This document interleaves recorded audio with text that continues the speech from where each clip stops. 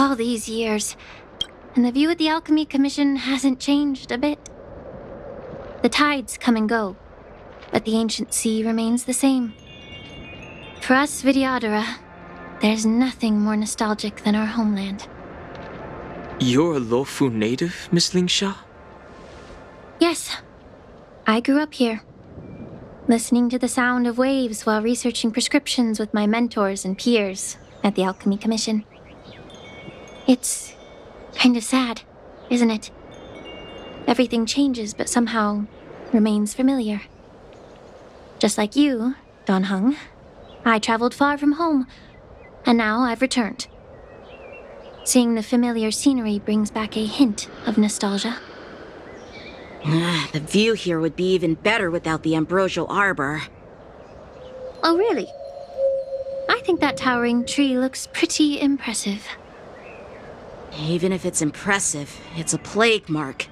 The Xianzhou have been fighting abominations for thousands of years.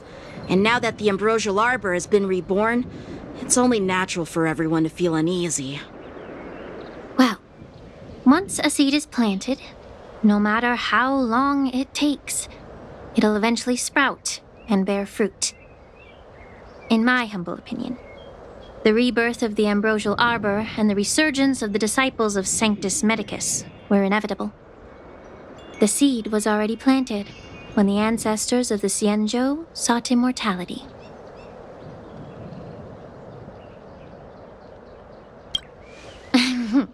My bad. Well, since you went through the entire ambrosial arbor crisis firsthand, Dan Heng and Lieutenant Yanqing, I'd like to discuss something with you.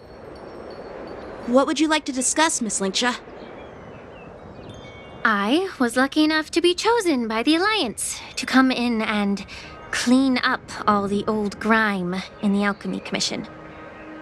Honestly, the Alchemy Commission is riddled with problems and has reached a point where fixing it seems impossible. I'm looking to remedy this problem, but was wondering if you could provide any insights. Well, even though I'm a Vidyadharan like you, I'm an outsider, just like my companions here. I can't really say much about a remedy, but I do have a piece of advice, Miss Lingsha.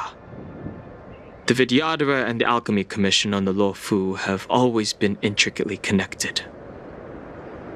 If you cannot distance yourself from these ties, Miss Lingsha, changing the situation within the Alchemy Commission may be quite challenging.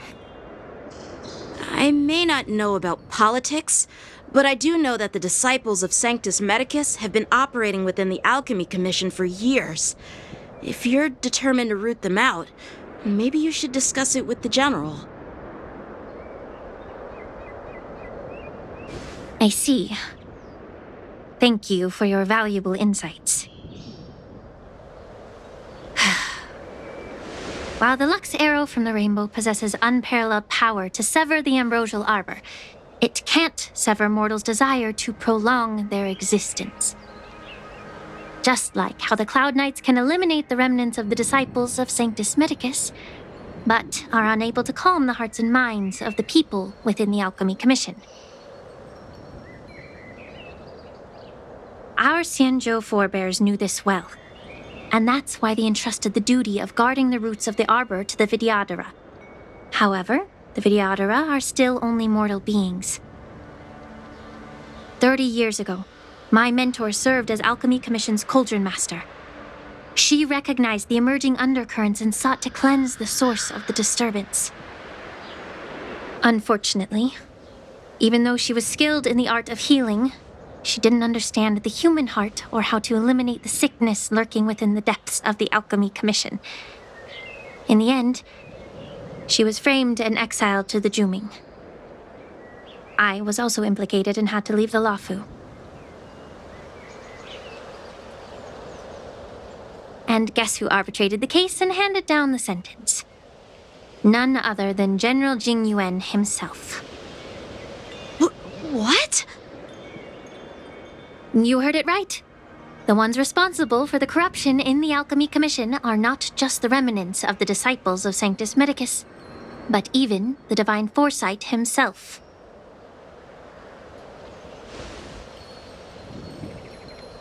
Alas, why is your face turning pale, Yanqing? Don't worry about it. I understand that when someone holds a position of power, they may sometimes have to make tough decisions. I won't hold any personal grudges against him. Besides, at our age, holding personal grudges is a luxury we can't afford. Lingsha, you're back! I've been waiting ages for you.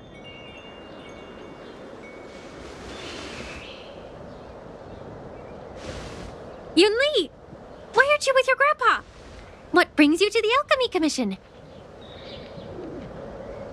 Well, let me take this opportunity to introduce you to Yanqing. What a small world. You stole my sword! Give it back!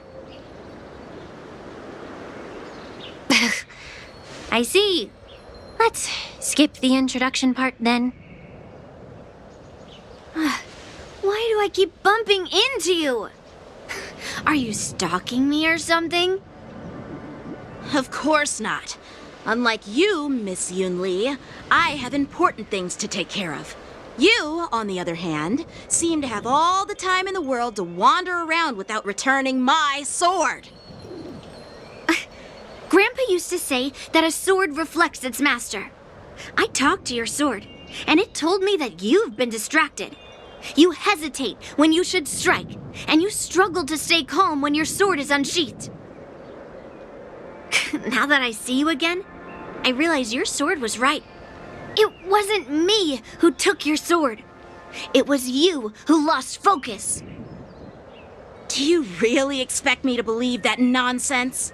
I've been taking it easy on you because you're a guest from the Juming, but you're not taking the hint. Don't people from the Juming know you're supposed to return what you've borrowed? Just look at this flying sword. Even if I gave it back to you now, it'd just be taken away again in a few hours. You know the Cloud Knight saying, a Cloud Knight must never let slip their weapon. Yes? Well, sure, I can give it back to you now, but on the battlefield, that's a whole different story. Oh, flying sword. Fine! You don't have to give it back because I'll take it back myself!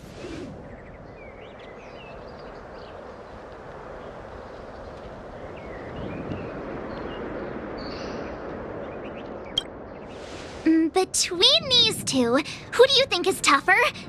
Don't get me wrong, I'm just curious. Get ready to separate them. It is my first day at the Alchemy Commission. A brawl is definitely not how I imagined celebrating it. Well, since you don't approve, I won't draw my sword here. I didn't mean it in that way. Since you've already drawn your swords, you'd be disappointed if you didn't get to test one another, right? I've received reports that the delves near the Alchemy Commission are still infested with abominations. Seems like my predecessors left quite a mess. So, if you two want to determine who's better, why not focus on them instead of each other? Clearing out some abominations? Sounds boring. It's the Cloud Knight's duty to eliminate those abominations. You don't have to ask me twice, Miss Lingsha. I'll help you get rid of them. Oh, you think you're the only one who knows how to behave? If Lingsha needs anything, I'll gladly draw my sword and help her out. It's so heartwarming to see both of you being so sweet and caring. So then, shall we get going?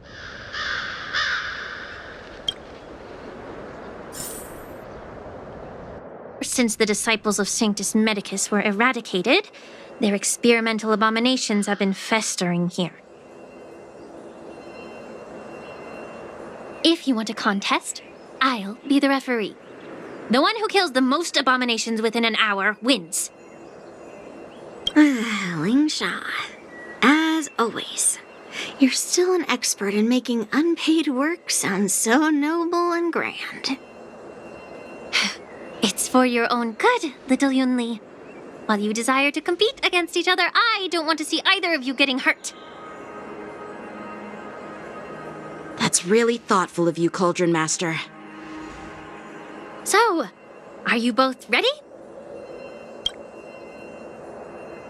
Ugh. Looks like my predecessors left quite a mess. Let me say it again. The one who kills the most abominations within an hour wins. Be careful when you draw your swords, and make sure you don't hurt each other. Can we start now, Lingsha? I win, Miss Yunli! You got lucky. Why don't you just give me back my sword, sincerely apologize, and then go cry your eyes out to your grandpa? Consider yourself lucky that I'm not interested in your rusty sword, as I don't have the nasty habit of snatching other people's weapons. All you did was chop down a few monsters. Don't get carried away with yourself. If you think you can just take this sword from my hand, go ahead and try.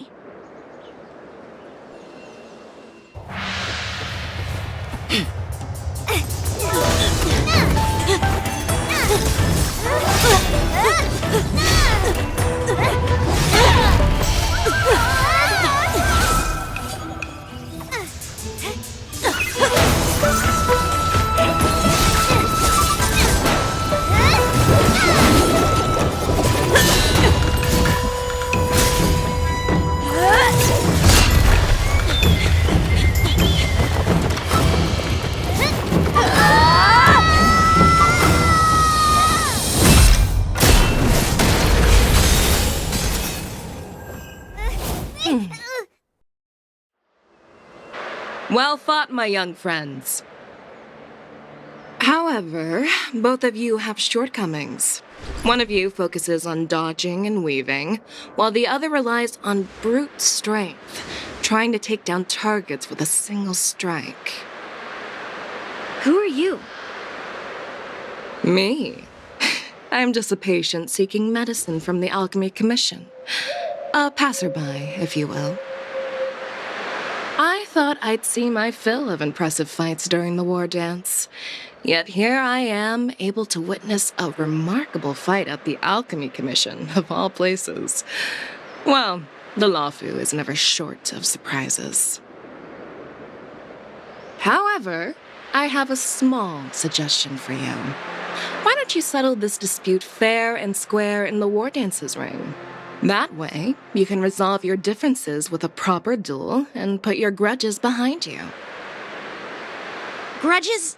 No, not at all. Yunli and we were just sparring. Sparring? You summoned your flying swords and she swung her sword with full strength. No grudges between you. I don't believe it. Aha! What brings you here, Lady Fei Xiao? Have you finished your health consultation with the Dragon Lady?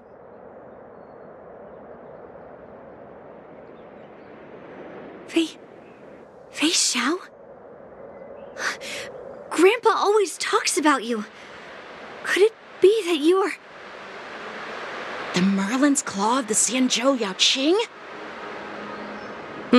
Looks like I'm quite famous on the Xianzhou Lawfu, too.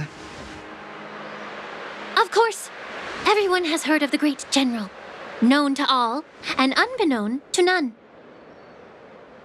Great General? Isn't that title a bit too narcissistic? I don't like it. Ooh, I heard there's a dozing general on the Lawfu, so I came up with a humble nickname for myself. The Lacking General. Lacking in worries, regrets, and rivals. Sounds much better, right? Yeah, that's a befitting title that sounds both humble and impressive. Now that the sparring session is over, Yanqing and Yunli, shouldn't you politely thank General Fei Xiao for her guidance and bury the hatchet? Here's your sword. Keep it safe.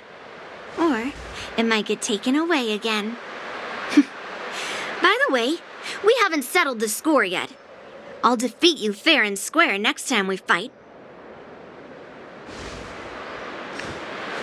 This is how she apologizes? Now that I finally got my sword back, I should report to the seat of divine foresight.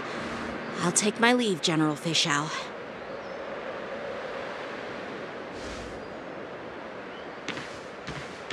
Oh, by the way, Miss Linksha, if you've got some free time, I'd like to invite you to the seat of divine foresight for a chat with General Jingyuan. I think there's more to those personal grudges you mentioned earlier.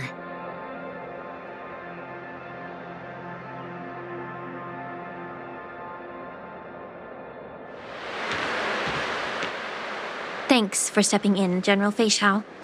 Otherwise, I'd have had to knock them out with my incense. Not at all. Just doing what you asked. How about we call it even as payment for the healer lady's consultation? Sorry, but even a general needs to pay their bills. We don't do credit here. And let's not forget, you'd have been waiting decades for a chance to see the Dragon Lady if it weren't for me. Well, you can always send the bill to the seat of divine foresight and say it's for mentoring those kids. After all, it was quite the effort splitting them up. I nearly had to get tough. Now, if you'll excuse me, I need to find a spot and get some fresh air.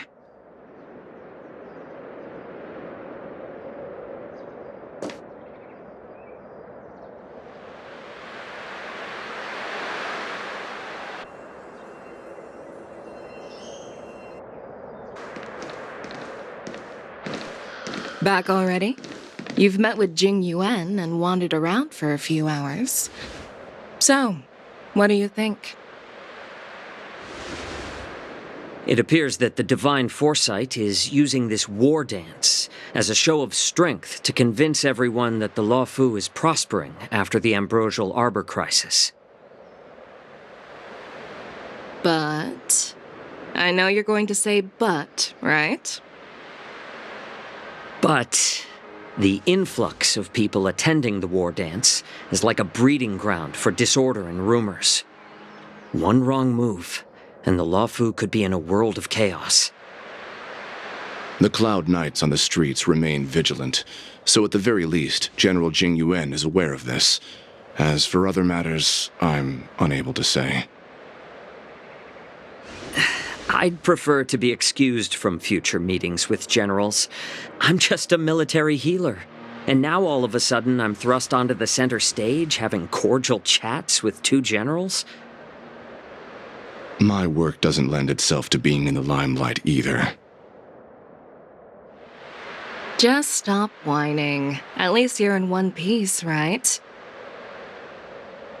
Before getting in touch with General Jing Yuan, I wanted to put aside my assumptions and see his momentum. That includes the overall bearing of the Cloud Knights on the street, what people are saying, and how those close to him behave.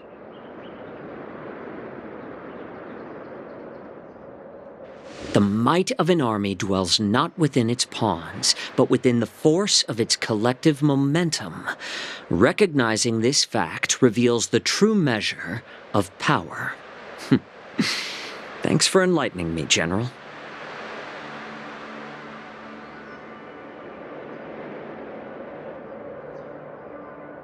A perfectly clear statement turned confusing thanks to your translation. You've made me lose where I was now. Anyway, this is how I operate in battle, so you might as well get used to it. Are you treating General Jingyuan as your enemy? The longest-serving general of the Xianzhou Luofu. Do you think he'd have only a few enemies? By the way, General, you met the healer lady, yes? Could you show me the medicine she prescribed you? Well, the healer lady couldn't do anything about my condition. She just told me to enjoy some tasty food.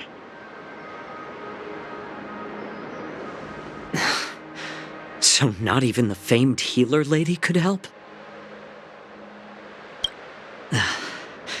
Don't worry. I'll fulfill my promise and find a way to cure you. Actually, I've found some leads. Well, life and death, Jiao Chou. It's all predetermined. Upon starting my military career, I made a pledge that the rest of my life would be dedicated to being the Xianzhou spearhead, hunting down the abominations of abundance till the end of my days. As long as I can fulfill that deep-seated desire, I don't care how long I live. You asked if I view General Jing Yuan as my enemy. No. My real enemy has always been myself.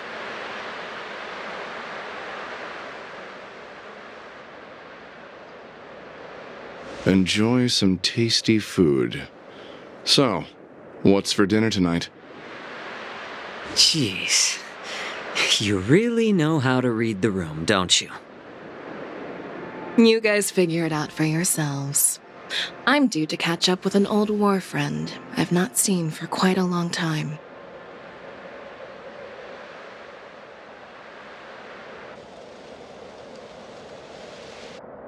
Hey! Was that the Yaoqing general who just dropped in out of nowhere? Oh, she's so awesome!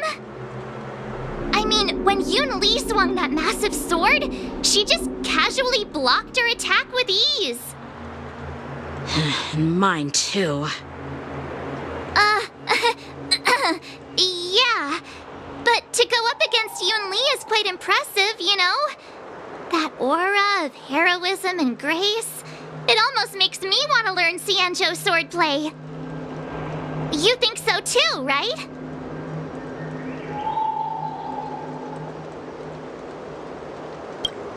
Can't you put a little more enthusiasm into it? Thanks for the kind words, Miss March. The war dance is coming up, and I've been chosen to represent the Cloud Knights in the ceremony.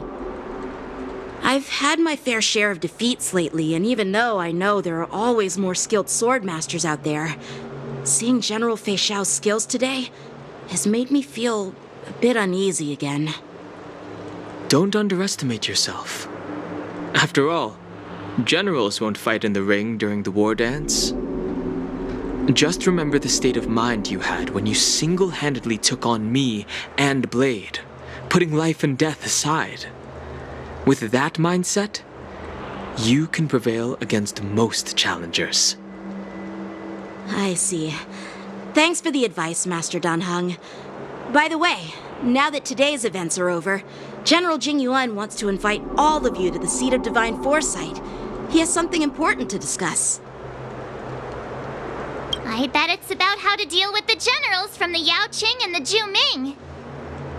I really don't want to get caught up in grown-up games so soon. I just hope Generals Fei Xiao and Huaiyan can see the truth. We don't need any more chaos on the Luofu before the war dance. Earlier at the Palace of Astral, I introduced these guests from the Astral Express to you, Elder Huaiyan. But with all the people around, we only exchanged pleasantries. Now, I'd like to officially introduce them to you. These three braved great dangers, accompanying me to perilous places, defeating the chief culprit Vantilia, and uncovering the conspiracies of the disciples of Sanctus Medicus. If you wish to know more, please, feel free to ask us. Well, I skimmed through the reports about the Arbor's rebirth from the Master Diviner Hu Xuan. She's been summoned to the Yu Chui for questioning. There are a lot of doubts within the Alliance about this whole situation. But despite all that, I believe in you. Since you joined the ranks, you have repeatedly achieved remarkable feats.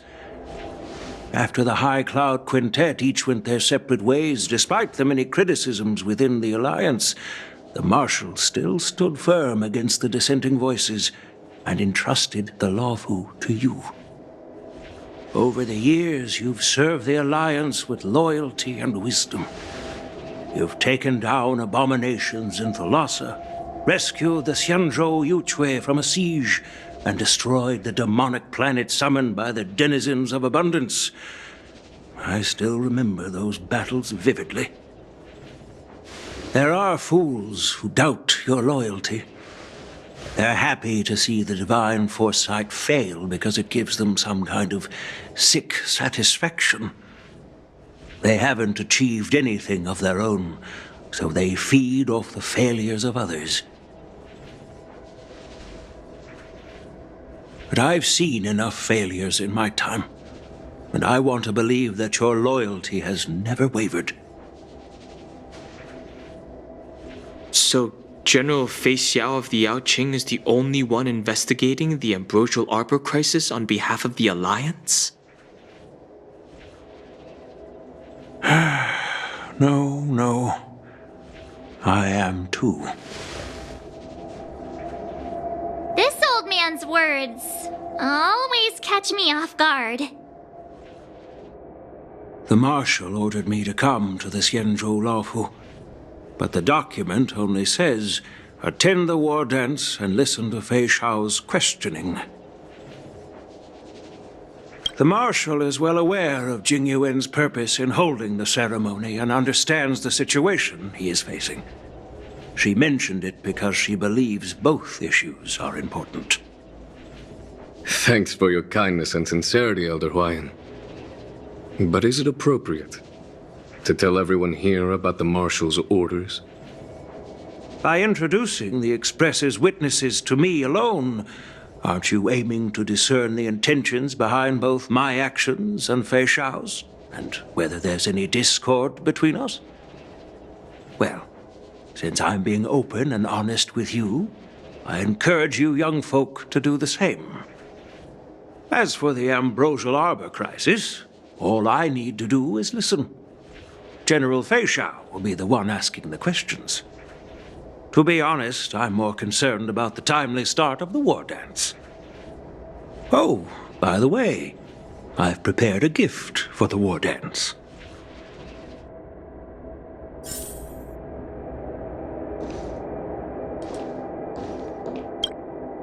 Yes, it's this case right here.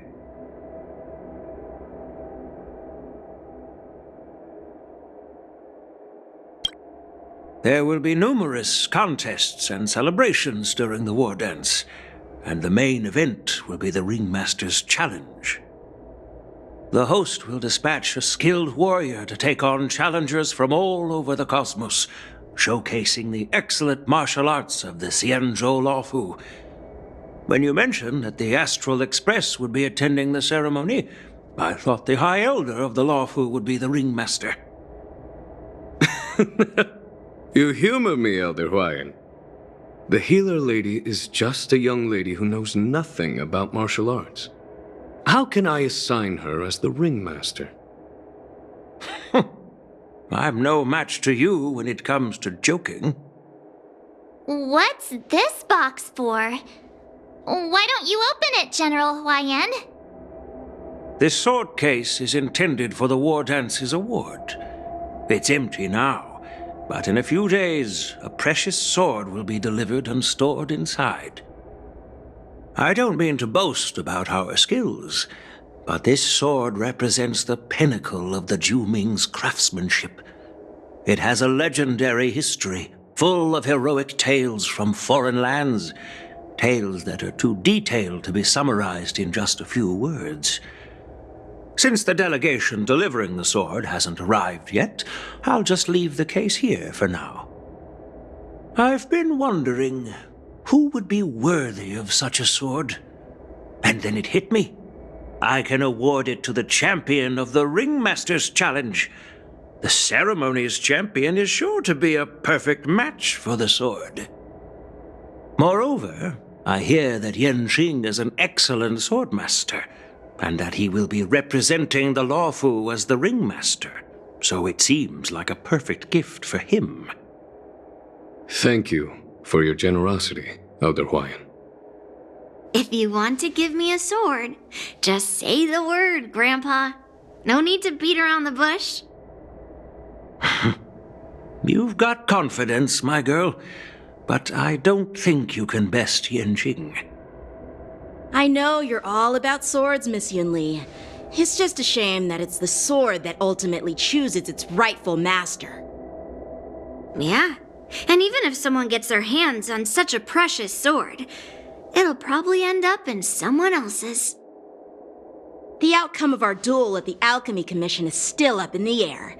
Since you're interested, why don't you represent the Xianzhou Juming and challenge me in the ring?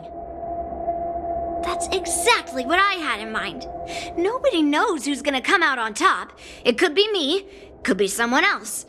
It'll probably be me. But whatever happens, it won't be him.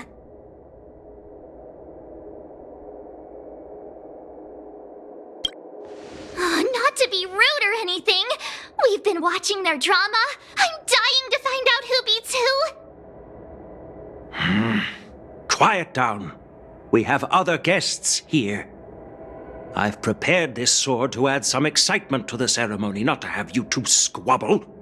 It's not a good look for the Alliance. While you both seem confident that you'll win, you need to remember there can only be one winner and one loser in the ring, which could lead to hard feelings. Actually, I have an idea. We don't know who the winner will be, and it might not be either of you. But if you're eyeing that prize, you'll need to work together.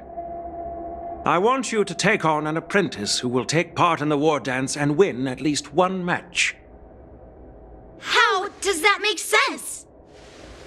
In my humble opinion, while a Cloud Knight is commendable by securing victories, it's even more so to pass on your skills and spread the way of swordplay. I'd be greatly pleased if this apprentice could represent the Express in the war dance by displaying their Cloud Knight flair and prowess. Well, Elder Huayan's idea is quite interesting. Imparting swordplay skills requires teamwork, and both the winner and the loser will learn a valuable lesson regardless of the outcome. The question is, whom should the two of them take as an apprentice? Huh? Who? Wait, me?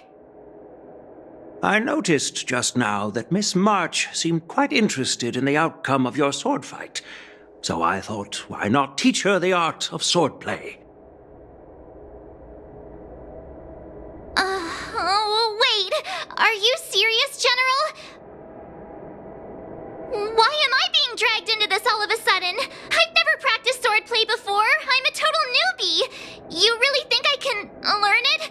Well, you'll probably realize I have no hope and give up on me.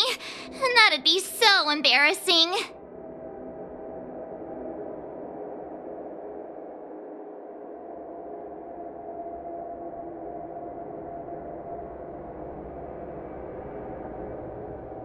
Isn't this a perfect chance for you? I remember you mentioning that you wanted to learn some sword moves. Yeah, I did say that. But this is all happening so quickly, don't you think? Miss March is like a piece of jade in the rough, just waiting to be shaped. The war dance is the perfect opportunity to see what heights she can reach. I appreciate your kind words, General Huayan. But won't teaching me swordplay be a waste of Yanqing and Yunli's time? They should be preparing for the ceremony. Plus, I heard that each swordmaster has their own special moves. What if they let something slip while teaching me? If everyone knows each other's tactics, won't that make it hard to catch people off guard during the war dance? That's considerate of you, March 7th. But don't worry. It'll take you at least a decade of hard training before you can even start learning special moves. No need to freak out. A few Juming swordplay tricks will mean you'll be more than equipped. Really? Looks like March's curiosity has been piqued. The whole point is to know each other's moves. Defeating your opponent in just one move? How boring would that be? Plus, what really decides a swordsman's fate isn't some special move. It's the solid fundamentals. So Miss Yunli has already agreed. What do you say, Yang Qing? General, I haven't graduated yet. How can I be qualified to teach swordplay to others? So you're admitting your defeat, huh? If you're not even confident to teach, why don't you let me be the ringmaster instead? Yang Qing, teaching an apprentice is also a way of honing your own skills and gaining insights. You've been an apprentice for years. It's about time you looked at swordplay from another perspective. I see, General. Then count me in. Now that Yang Qing has agreed too, it all comes down to Miss March giving her nod. It's up to you to make the final decision, March. I understand. Then I'm on board. Thank you for your kindness, General Huayan. Great! Starting tomorrow, Yanqing and Yunli will teach you the basics of the Cloud Knight's swordplay. Yunli and I will head out and purchase some sword practice equipment for Miss March. Think of it as a little initiation gift. You're too kind. Wait, you're giving me a gift? Shouldn't it be the other way around?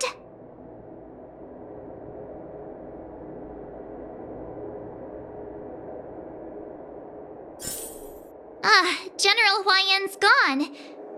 Wait, why does something feel off about what we talked about? I think we strayed off topic. How did things even get to this point? Yeah, I brought you here because the General said he had some important matters to discuss. But how in the world did Yun Li and I suddenly become Miss March's swordplay mentors? Because General Huayan wants us to stick around on the Luofu for some time.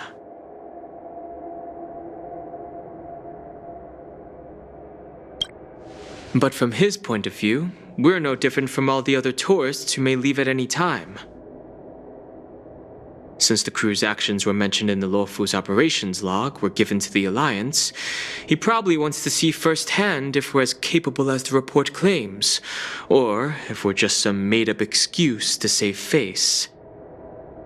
And he wants to see it for himself during the war dance, which is why he even dragged Yun Li into this.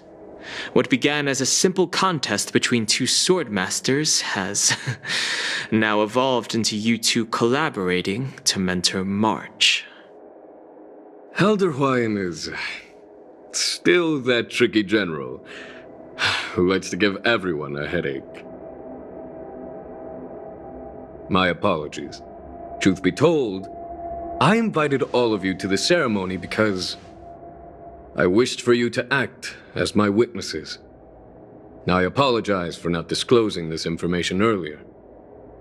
In the coming weeks, I'll also invite all of you to a meeting with General Fei Xiao, where you may need to answer her questions and clear up any doubts she might have. So please, be prepared for the meeting.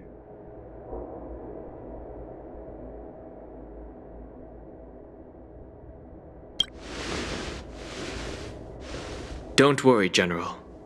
No matter what happens, I'm prepared to stay here as the Express's witness and answer any questions. Thank you, everyone. General, I know there isn't much I can do to share your burden, but... As the Luofu ringmaster, I won't let anyone defeat me in the war dance.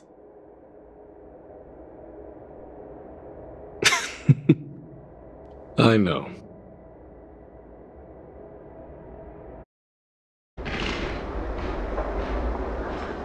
The illustrious Merlin's claw waiting for me? And for so long, too? It's quite an honor. It's been a while, General Feixiao. It's been 30 years since we last saw each other. Right, Yukong?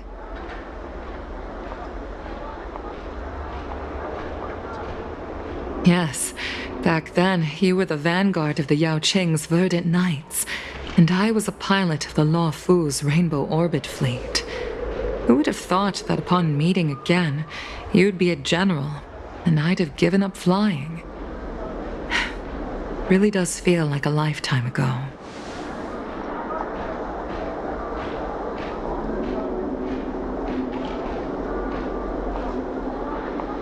Well, I wouldn't say I haven't seen you in 30 years. After all, your great victories are announced through the Yellow Bell resonance system every day. So I'm well aware of your great feats. How's your health holding up? Still stable, I suppose. Do you still remember the medic who saved me in battle? That healer with the odd name and peculiar temperament. What was his name again? Was it Pichu? Or Kachio? Jiao Cho. He's been my retainer and personal healer, delegated by the Alchemy Commission from the Xianzhou Yao Qing. Over the years, he's dedicated himself to managing my condition. It's thanks to him that I'm still in good health today. Given my background, I'm happy to have made it this far. I'm relieved to know that you're safe and sound. Well then, since you and Elder Huayan are here, I imagine you must have received orders from the Marshal? As your friend, may I ask how the Alliance intends to punish the General of the Lawfu?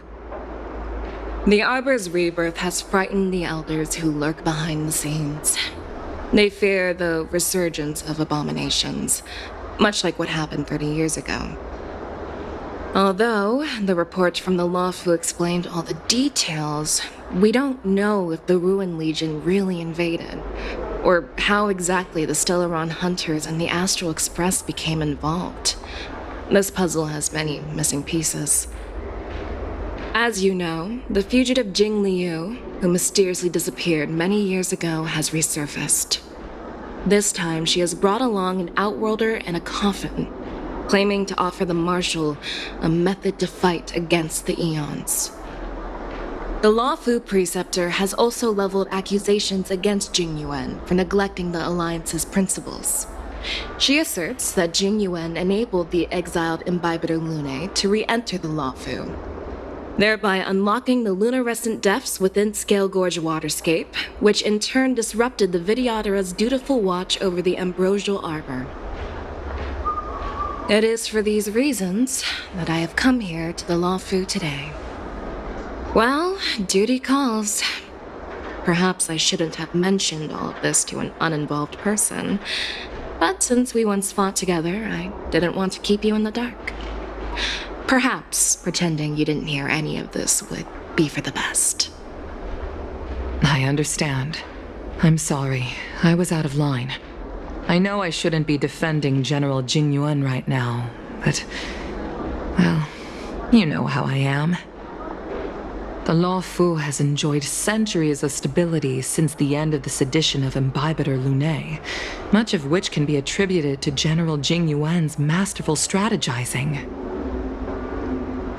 Unfortunately, for long-life species, enduring through the ages always culminates in a failure that undoes all previous achievements, a moment that our adversaries relish. That's true. And that's why I'm also here for another purpose.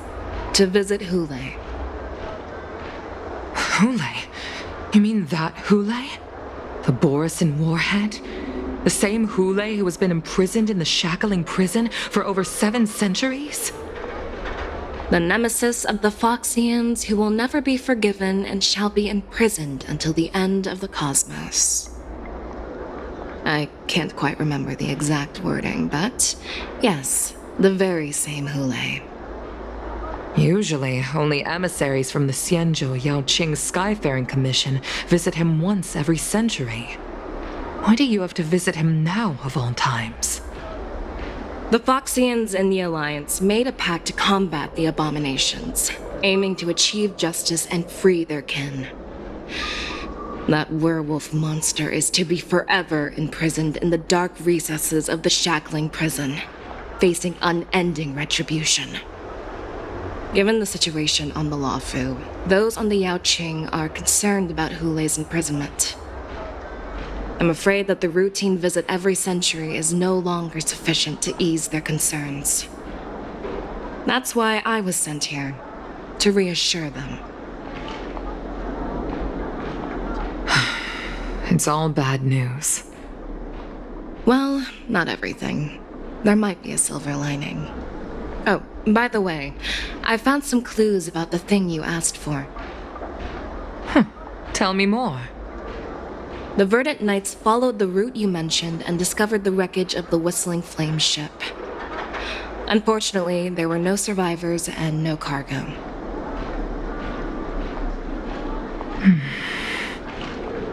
However, someone had already been on the scene before we arrived. Our people? Or someone from the IPC? No, neither. Yukong, have you heard of a person named Ron May?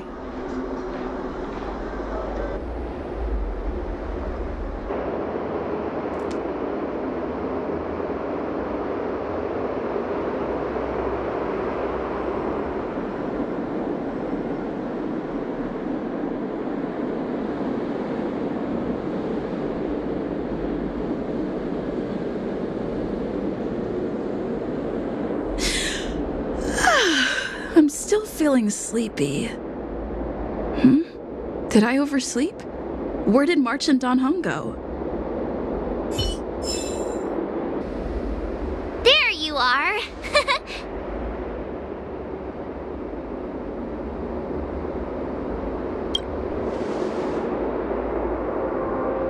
It's an honor to learn from you, Master Yanqing! Oh, in all those immersions and novels I watched, when apprentices want to pay their respects to their masters, they usually bring fancy gifts, kneel, and bow. Oh, I'm really sorry, but I haven't prepared anything yet. Hey, why are you blushing, Master Yanqing? This is, the first time someone has called me master. I need to, get used to it. Let me make it clear. Swordplay training is about improving your body, mind, and strength. It's not a casual game you can master overnight. I promised General Huayan that I'd teach you Cloud Knight swordplay, so you can participate in the war dance and defeat at least one opponent. I'll do my best, but if you break your master's rules...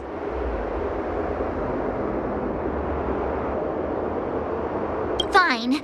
A promise is a promise. Since I promised to study hard, I'll do my best starting today. Great! That's the spirit. March is in your hands now, Yanqing. Don't be too easy on her. Don Hung, do you even have a heart? Did you lose it somewhere? By the way, where's Yun Li? I've found a quiet spot in the back garden of the Palace of Astrum for our first lesson together.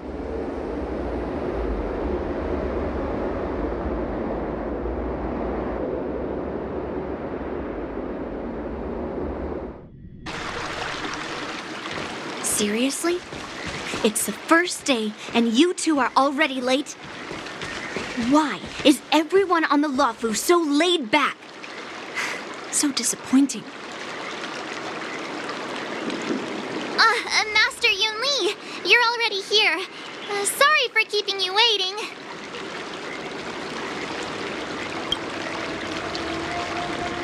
Oh, wait. Were you trying to teach her in secret? That's sneaky. I'm just showing you what Luofu etiquette is all about. She might be my apprentice, but it's customary for the master to personally escort their apprentice to the place of learning.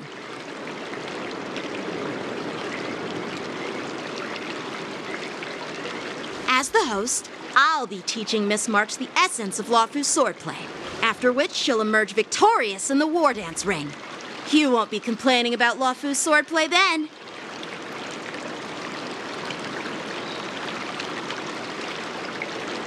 Stand aside, rookie.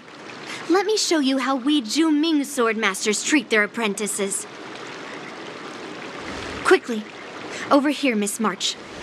This is a reverse mentorship gift from me to you. I hope you put it to good use. What's this? Xianzhou clothing? It's so beautiful! Sword practice requires precise movements. This outfit is tailored to fit perfectly and allows for smooth movements. I even added some small accessories. I put a lot of thought into it. You're awesome, Master Yunli! See? See? How can you compete with me? I'll teach March 7th the essence of Ju-Ming swordplay so she can win the contest with my sword skills. Actually, I've prepared something too. Huh? You have a gift for me too, Master Yanqing? Since you want to learn swordplay, Miss March, you'll need suitable weapons. So, I went out of my way to prepare a pair of swords overnight. Unfortunately, I didn't have time to ask the craftsman to customize the swords for you, but I did my best to choose ones that look nice and are suitable for a beginner. I hope you like them, Miss March.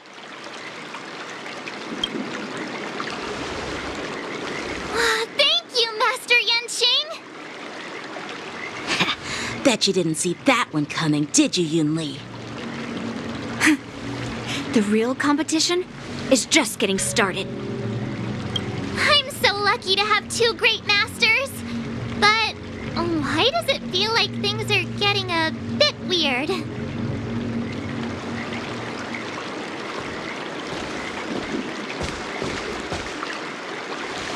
So what do you think, Masters? Does this outfit suit me? Perfect. I chose it carefully. It's perfect for beautiful young swordswomen like you and me. All right, let's get started with the training. The person next to me is a Cloud Knight instructor I've brought in. For your first lesson, try exchanging a couple of moves with him. Wait. We're having actual combat training for the first lesson? Isn't that a bit too intense? Well, I heard you have some experience with archery and martial arts. The first thing we're going to do is see just how strong your fundamentals are. Come on, step forward and strike with the sword in the most natural way you can think of. It's important for us to grasp your natural movements so we can decide where to start and what you need to learn.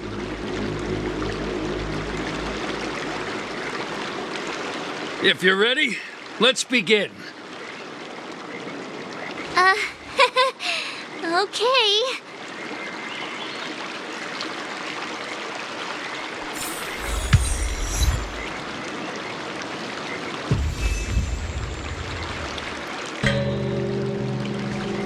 Are you ready? Yeah, I'm ready. But please go easy on me. Then I apologize in advance, Miss March. I didn't expect the first lesson to be so Miss March has quick hands and a flexible body. She's a perfect fit for practicing Luofu swordplay. However, she lacks strength, and her strikes were a bit unfocused. But don't worry, that's totally normal for beginners. Once she starts practicing Ju-Ming swordplay, she'll make heaps of progress. Given the situation, I believe Miss March should start by working on her Strength. Seriously, do you actually know anything about swordplay, or what?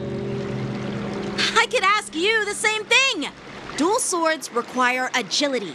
So what's more important than footwork? Instead of focusing on her strengths, we should address her weaknesses. The drawback of wielding two swords is not generating enough force. What good is being quick on your feet if you don't have strength? It's not like we're dancing here. Skilled swordmasters know how to play to their strengths and work on their weaknesses. Start with what you're good at, then tackle your weaknesses. That's the right way to learn. You're quite the theorist, huh? Theorist? You claim to be able to talk to swords. So what does that make you? A lunatic? Hey, it's only my first lesson, and you're already arguing. Come on, calm down, masters. I'll have to improve both my footwork and strength anyway, so it doesn't matter which one comes first. But it does matter. Just listen to me, March 7th. Aww.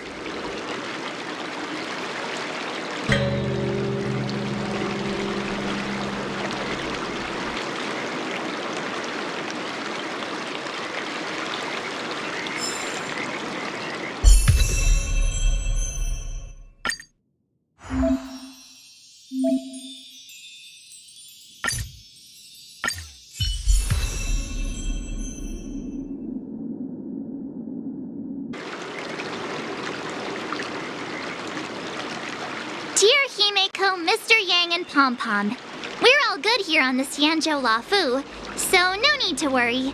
By the way, how's your trip going? As for me, I've somehow become the apprentice to two Cloud Knight sword masters, and I've been honing my sword skills with their guidance.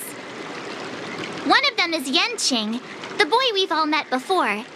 The other is Yun Li, the granddaughter of General Hua Yan from the Xianzhou Juming. Both masters are super strict, giving me a real taste of how hard sword training can be. I tried to drag her into this, but she refused.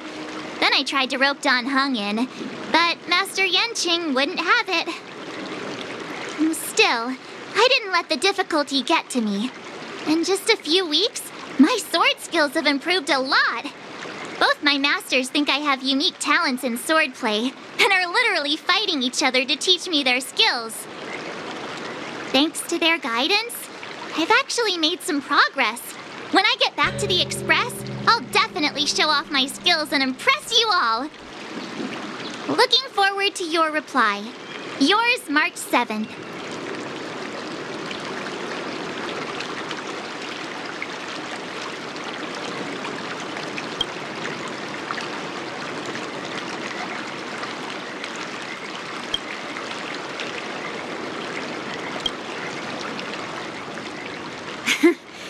Well done!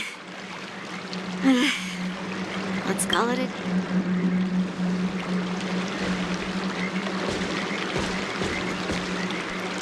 Miss March's sword skills are really coming along. She'll hold her own just fine in the war dance.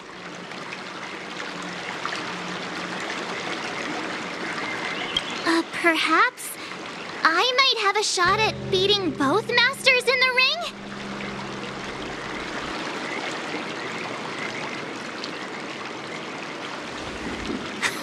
Get real. You've only been practicing for a short while. How could that possibly happen? With your talent, Miss March, if you dedicate a few more decades to training, you might eventually be able to defeat Yun Li. Decades? But I'll be an old lady by then. No. Can you believe it? March 7th has actually become a pretty decent swordmaster in such a short time. Now I understand why Grandpa always had a grin on his face while training me. Are you sure he wasn't laughing at you? Oh, shut up! It's all thanks to your amazing guidance, masters. Miss March, you're really getting the hang of wielding dual swords. If you're keen on advancing, trying out different Xianzhou blades could improve your touch. Oh, let me see. Which sword is the most powerful? Single sword? Great sword? Or maybe a flying sword? There's no such thing as the most powerful sword. It's all about the skill of the sword master. Yanqing wields several flying swords, while I only wield one. But remember how I kicked his butt at the Alchemy Commission? First, you didn't kick my butt. Second, you'll never kick my butt. Third, how about we settle this right now and see who kicks whose butt? Yeah, I'm up for that. And if I kick your butt, you'll drop out of the war dance. Deal?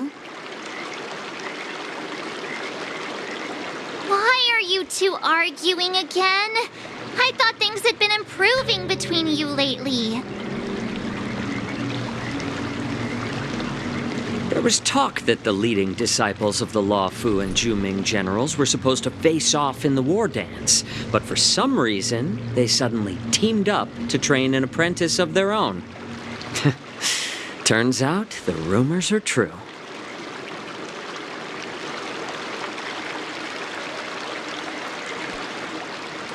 Tomorrow is the big day of the war dance.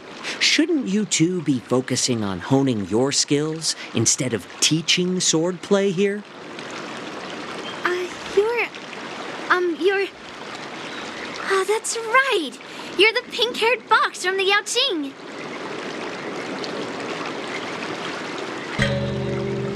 This is Mr. Jiaoqiu, the healer working for the general of the Xianzhou Yaoqing. Ah, got it. So, you're the participant attending the war dance on behalf of the Yaoqing. And you were trying to sneak a peek at our training? Sorry for the misunderstanding. I don't know anything about martial arts. I'm just here on the general's orders to take care of some official business. I didn't mean to interrupt your training. I'll be on my way.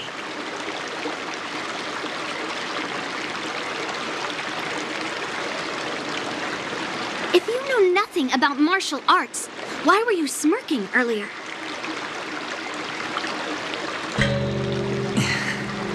Well, my curiosity got the better of me, I suppose.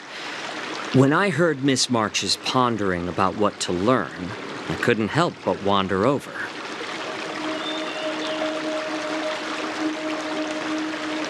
From my professional experience, cleavers, slicers, chopping knives, and carving knives are all just tools. Kind of like frying, sautéing, boiling, and deep frying in cooking. They're just ways for people to show off their skills. How you use them really depends on the ingredients you're working with. It's like your sword teaching methods.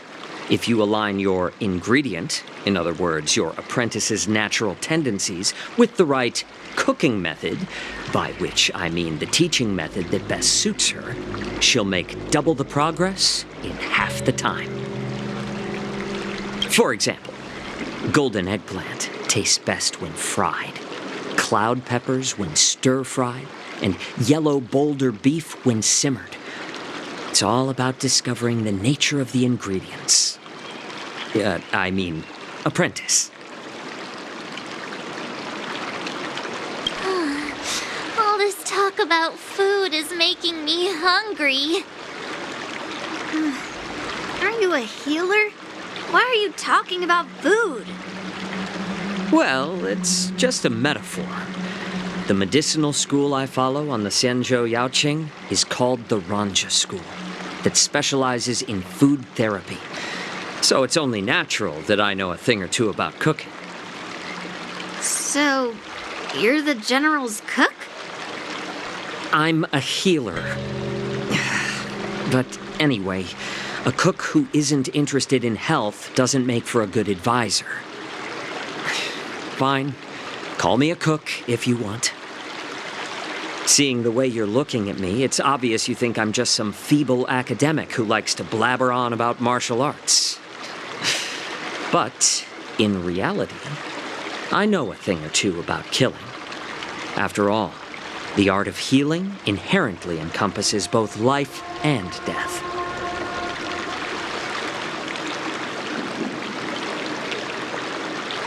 Why is this guy suddenly getting all serious with kids? Do you recognize this bottle of medicine in my hand? No. This is called tumble dust, an extract from an exotic flower named Yabra. Ugh, is it poison? Well, it depends on how it's used. With just one drop, it's able to numb a patient's body during surgery, making them painless throughout the entire process. However, increase the dose or the potency, and it'll slow the metabolism, making the blood thin and resulting in the loss of all senses. Even long-life species cannot escape its effects. This thing can save lives or take them. It's more powerful than the swords in your hands. That may be so, but still, I prefer settling things with a sword than, you know.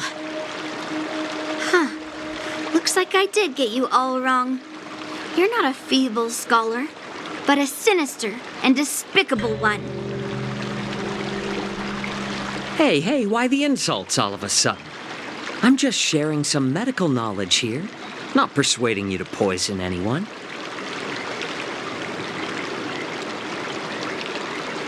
Seems like you get real excited when talking about poison.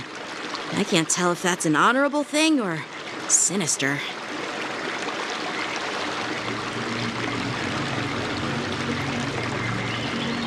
Picture this. 2 individuals. The one standing is full of malice. The other lying down is honorable and righteous. How can the one who's lying down label the one standing as sinister? In the throes of combat, where life and death hinge on a singular moment, every idea fades into nothingness. The only thing that matters is staying alive. Surviving the battlefield reshapes all notions of worth, be it integrity or treachery. In my eyes, their significance is negligible. Perhaps you've underestimated Yunli and me, Mr. Jiaoqiu. We may be young, but we've seen our fair share of war. Well, then you should know that the war dance is nothing more than a contest. So why are you so focused on it?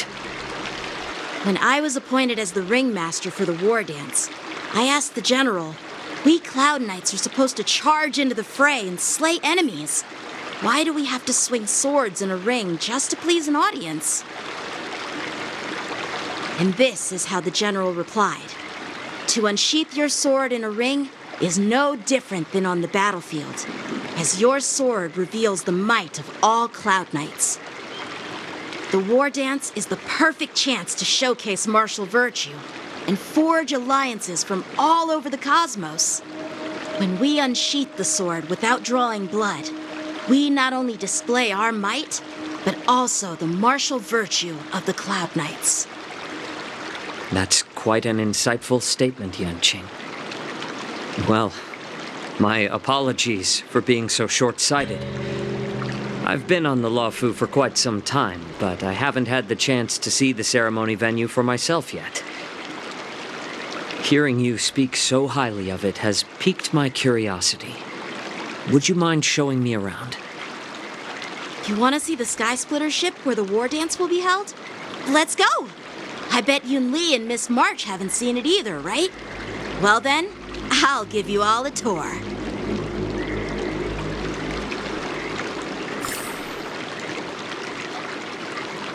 Give you a tour of the Sky Splitter.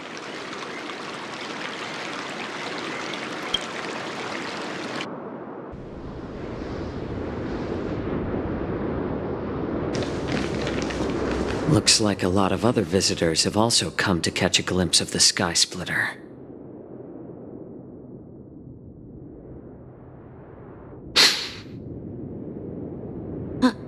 What's up, Mr. Jiaoqiu? No, it's nothing.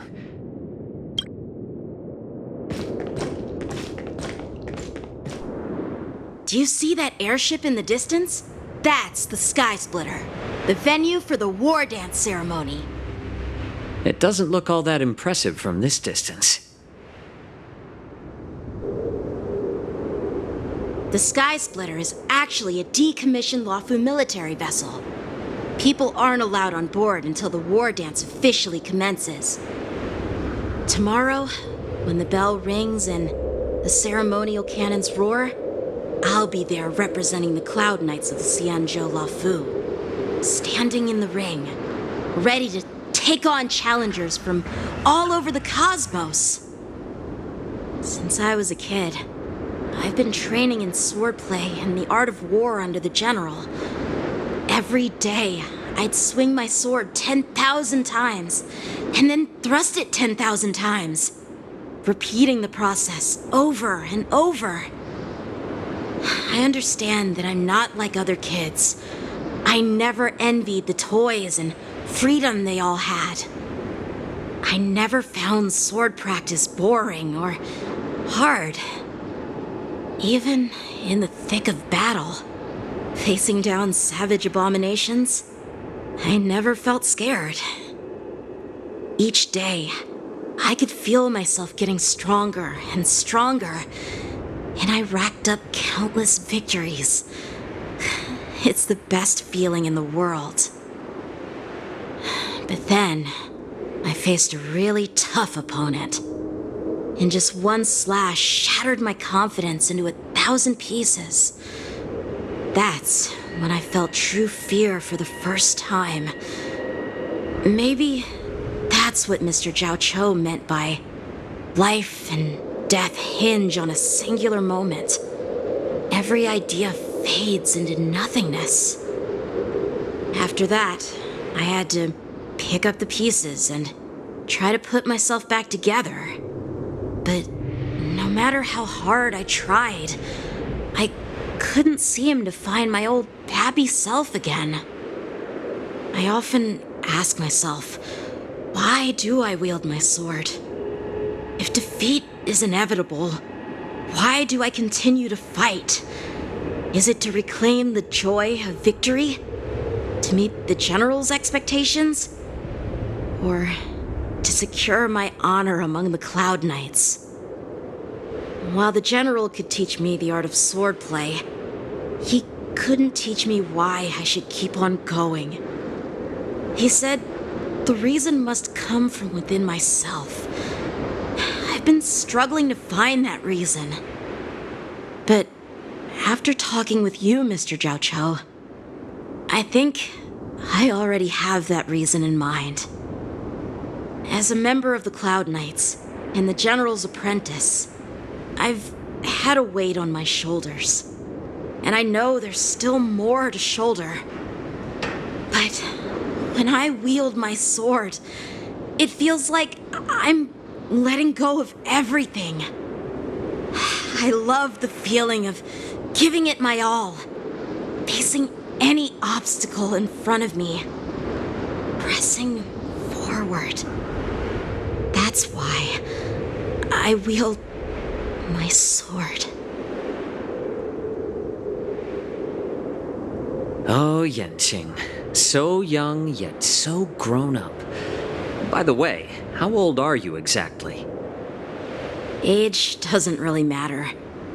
All swordmasters will understand how I feel. I get it. Looks like all the kids on the Luofu live tough lives. So, how about you, Miss Yunli? It's not polite to ask a girl her age, no matter which Xianzhou ship you're on. I'm not asking your age. I'm asking if you have a dream like Yanqing has. You don't talk like a cook. You sound more like a TV host or something. Need I repeat myself again? I'm a healer.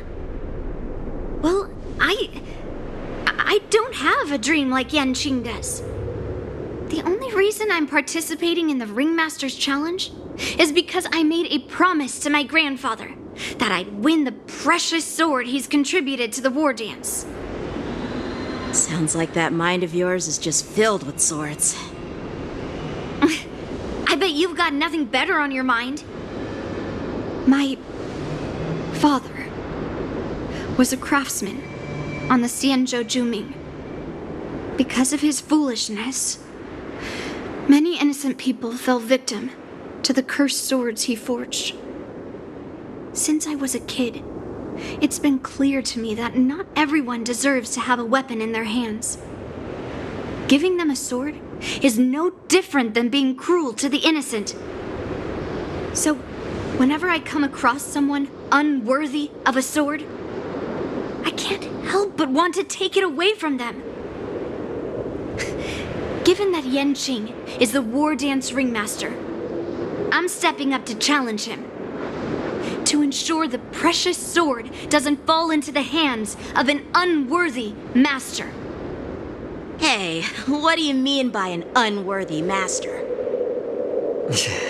I see. It's not easy for kids on the Juming either. Well, it's better to have a reason for wielding a sword than to be lost and confused. I've saved countless Cloud Knights in my life, and there are plenty of exceptional warriors, just like the two of you. What happened, Mr. Zhao Cho? Oh, nothing. I was just reminded of some old friends and old tales. Judging from my professional perspective as a healer, both of you possess remarkable vitality.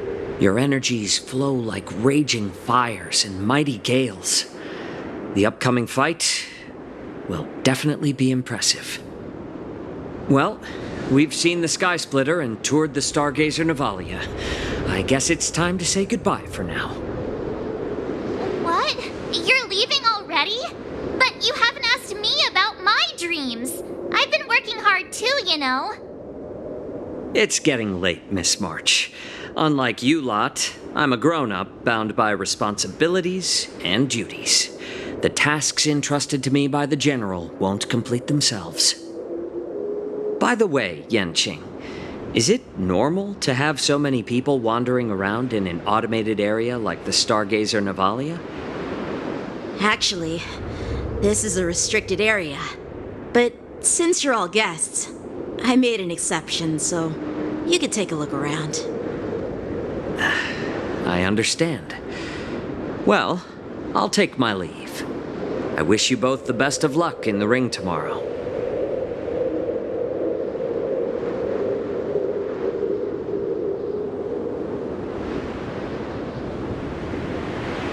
Seriously?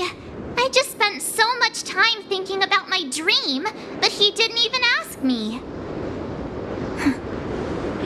Now that we're done with our tour of the Sky Splitter, shall we continue with our training? Why don't we take a day off? What? You want to secretly practice swordplay by yourself? Dream on. You know cramming before a fight never works out. For some reason, seeing the Sky Splitter has boosted my confidence. So, I've decided to conserve my strength for tomorrow. All right, I'll take you out of the Stargazer Navalia.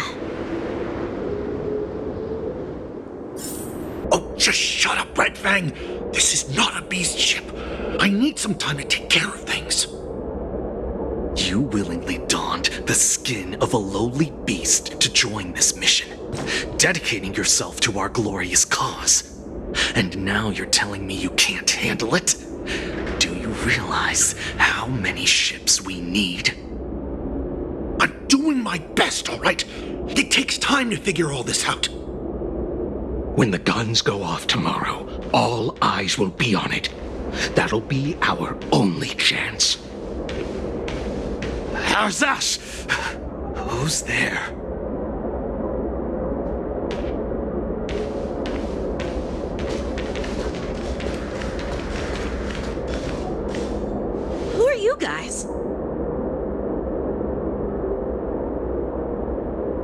An impromptu inspection. Why are there outsiders loitering in Stargazer Navalia? And a bunch of kids at that. Hey, kids, didn't your parents ever tell you to stay away from the Stargazer Navalia? I know it's an automated facility, but it doesn't mean you can just break in and do what you want.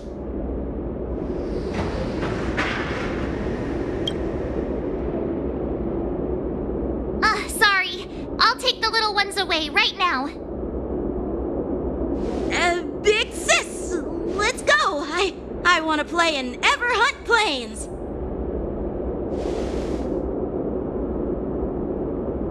Huh?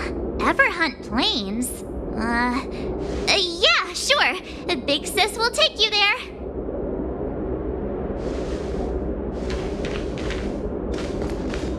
Shuha! You should have let me. Shh, the overhaul is done, and everything looks good. We should leave.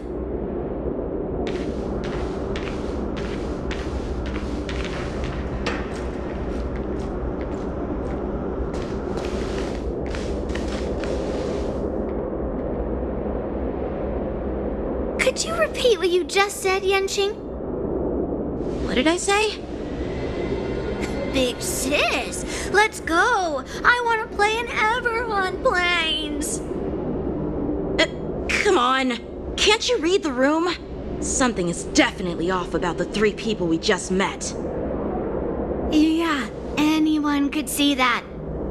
I just wanted to hear you say it again. That pink-haired fox tried to say something. I'm pretty sure he sensed something fishy. Since he's not familiar with this place, he just dropped us a hint. But you didn't seem to be paying attention at all. I knew that from the beginning. That Cloud Knight didn't recognize Master Yanqing at all. That's really weird. What? Is he famous on the Lavu or something? Not even the Cloud Knights on the Juming, who all know my glorious name, might recognize my face. You have a point. A Cloud Knight, a member from the Skyfaring Commission, and a craftsman. They're from various departments, and the reason for the overhaul seems legit. But one of them blurted out some weird language just now. Did you hear that? I have a feeling that if we secretly tail them, we'll definitely catch these guys in the act. Follow my lead, and be careful not to blow our cover. Just killed those lowly beasts. Those little brats won't take up much space. There are boxes all over this place. Just dump them into one and no one will notice. Cut the theatrics, Grulok. Even the slightest slip-up could interfere with Lord Moktok's plans. So where are we heading next? To check the freight skiffs. We've got a lot of preparations to do. Also, don't forget to take those crates with you. Weapons, supplies. We've got to be well prepared. Otherwise, we're screwed. So, are they smugglers? What exactly are they up to? I have no clue, but they seem to be moving those crates. I've got an idea. We can hide inside the crates and follow them. So cramped in here. I can hardly breathe. Just hang in there.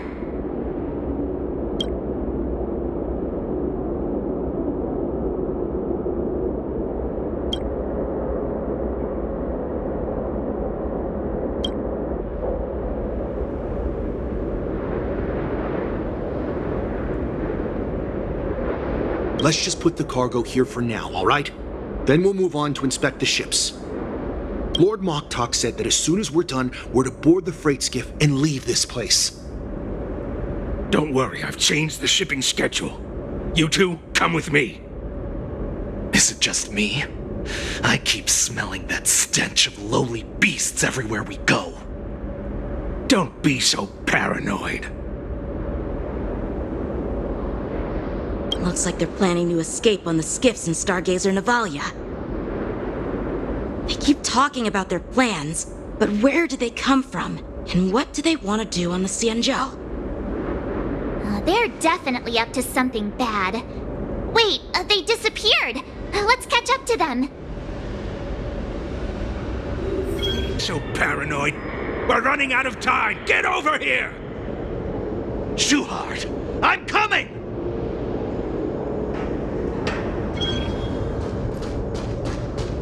They're leaving.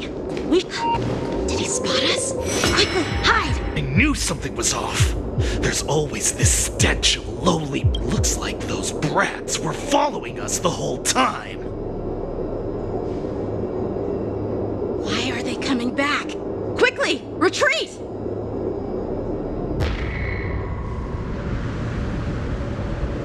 Up to? They're all wearing official uniforms, but I'm pretty sure they're not members of the Skyfaring Commission, the Artisanship Commission, or the Cloud Knights. This is way too suspicious.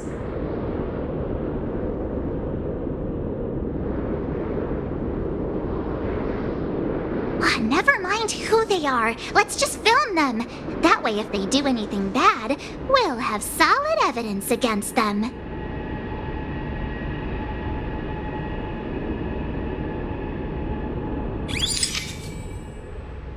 A freight star skiff with enough room to fit at least 20 of my men.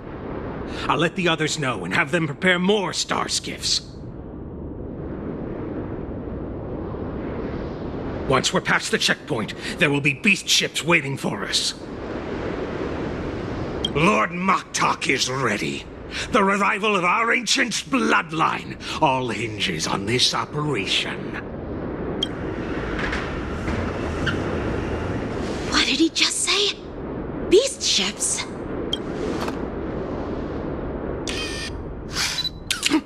Who's there? It's those brats! I told you to get rid of them, but you didn't listen, you idiot! Wipe them all out!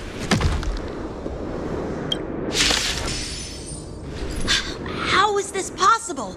How did these Foxians change their appearances like that? They're not Foxians at all. They revealed their true form.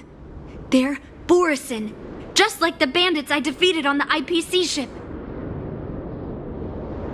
Wait, that means...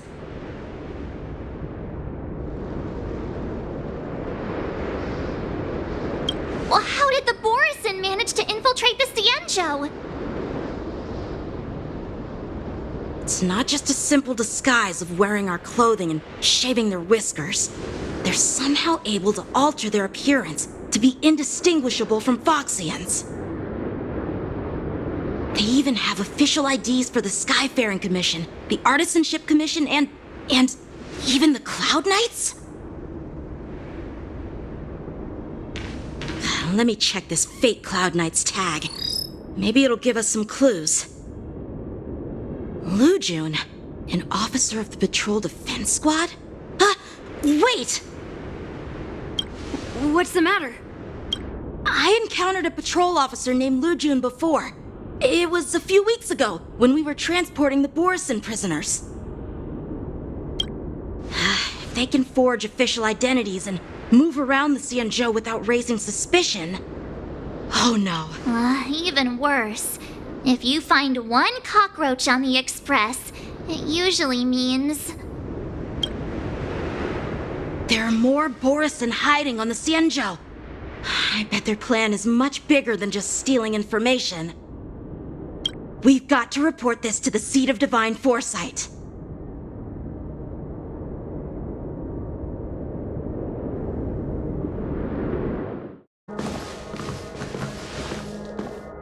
I am glad to finally meet you in person, guests from the Astral Express.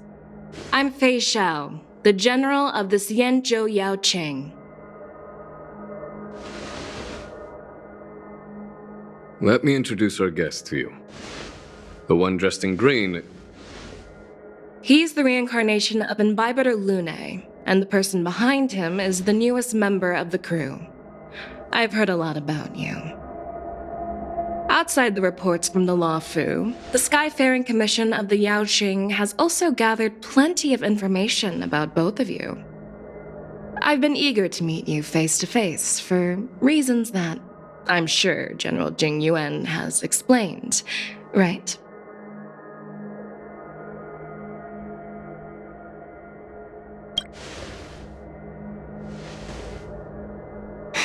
That's right. But don't worry, this isn't a trial. I just want to have a chat with you and get a better understanding of the facts. According to General Jing Yuan's report, the Ruin Legion is to blame for the Ambrosial Arbor crisis, and all Arbiter Generals should pay attention to the Ruin Author's movements. Over the years, the Destruction's minions have wreaked havoc on countless worlds, and the Alliance has been keeping an eye on them. But no one expected them to join hands with the remnants of the Abundance. The damage caused by the Ambrosial Arbor crisis was far less severe than expected, which is good news for us. However, it was quite different from the Ruin Legion's usual style of destroying life wherever they go. While I trust the bravery of the Divine Foresight and the Nameless, I'm curious about some details missing from the report. I'd like to take this chance to have an exchange with both of you. Let me be clear, the questions I'll ask might not reflect my actual thoughts, so please don't take offense if any of my questions seem a bit harsh. Please go ahead, General. But keep in mind we can only answer based on what we know. And perhaps you already have the answers to your questions in your heart. You have a clever tongue. I like it. It seems that your answers have addressed all my questions. Generals, I am finished with my questioning.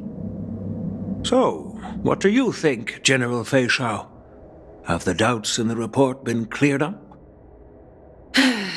The two Nameless have been honest in their answers. Even though there are some tricky details, my intuition tells me there is nothing wrong. However, the 3 questions I posed earlier were not just for the Nameless, but for you too, General Jing Yuan. First, the disciples of Sanctus Medicus grew uninterrupted on the Luofu, yet the 6 charioteers were not aware of it. That was a dereliction of duty.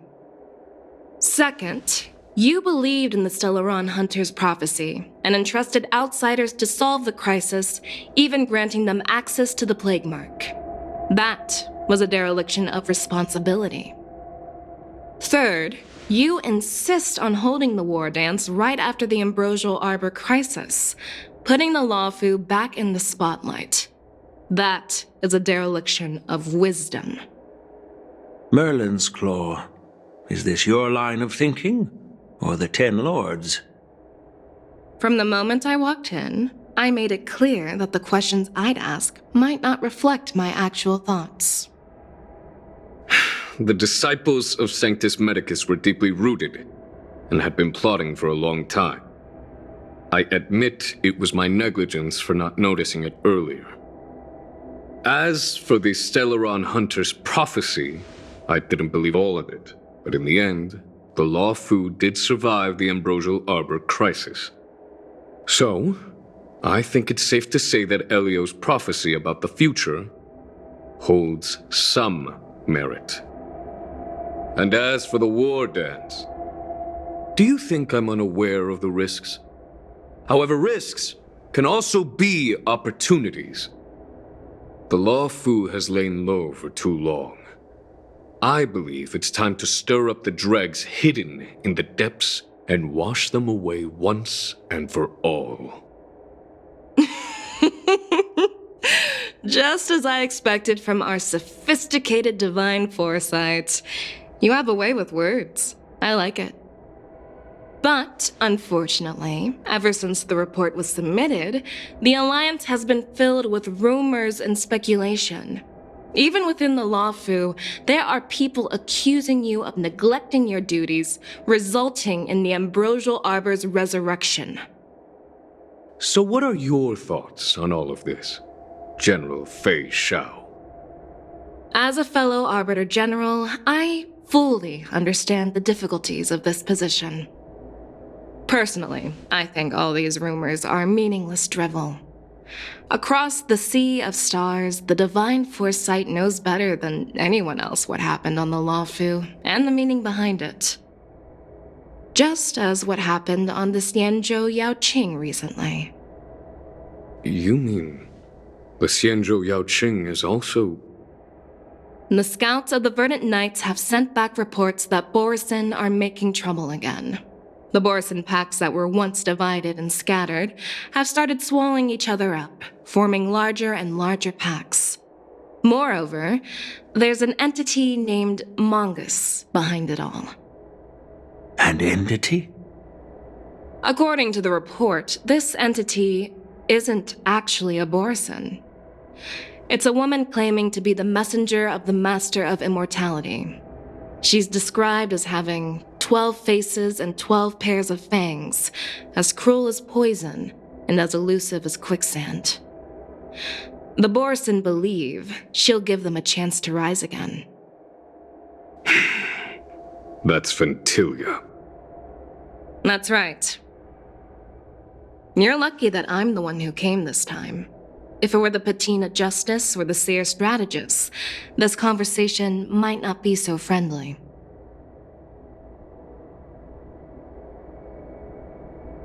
I've always had faith in my instincts, so I don't doubt your good intentions. But the Alliance has its fair share of questions and doubts about the Luofu. So, my plan is to come up with an acceptable answer to satisfy the Alliance.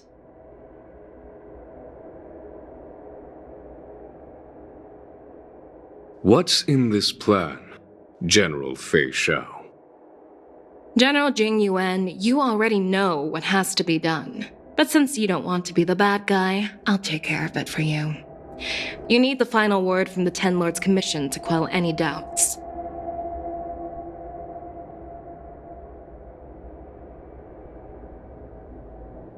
And for that, I'll have to ask the two Nameless to visit the Shackling Prison.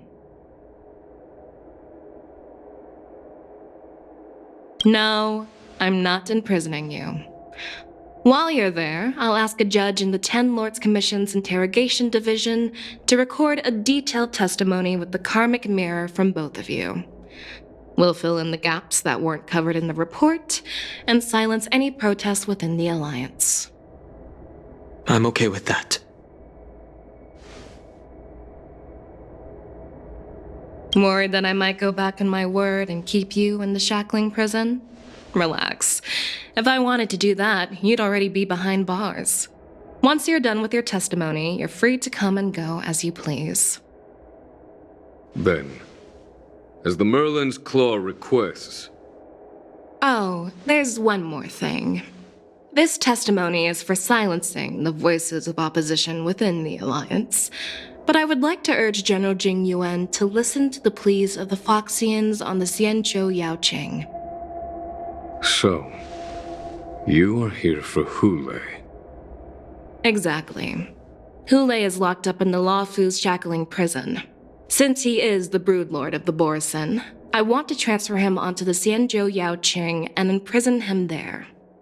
The recent movements of the Borisin suggest they're planning something big, so we must act preemptively. It makes sense to have the Foxians keep an eye on their arch-nemesis. Since you trust my judgment, I'll repay that trust. What do you think about all this, General Huayan? I was worried this would turn into a heated argument, but it seems like both of you are on the same page, solving each other's problems. I couldn't have asked for a better outcome. And as for Hule, I'll send my lieutenants Zhao Chou and Moza to check on his condition in prison and ready him for transport. If there are no more questions, shall we get this started? I'm really sorry about all this, but the testimony in the Shackling Prison won't take up much of your time. I'll call for a messenger to take you to the Interrogation Division. You just need to give your testimony, and then you can head back. So no need to worry. As you wish, General.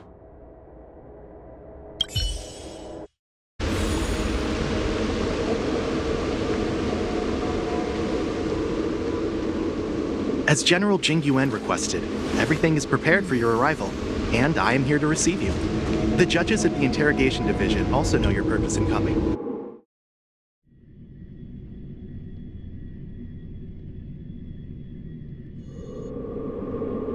The shackling prison. I didn't expect to be back here after all these years. Don Hung. Don't worry about me. If you're ready, I'll open the gate for you.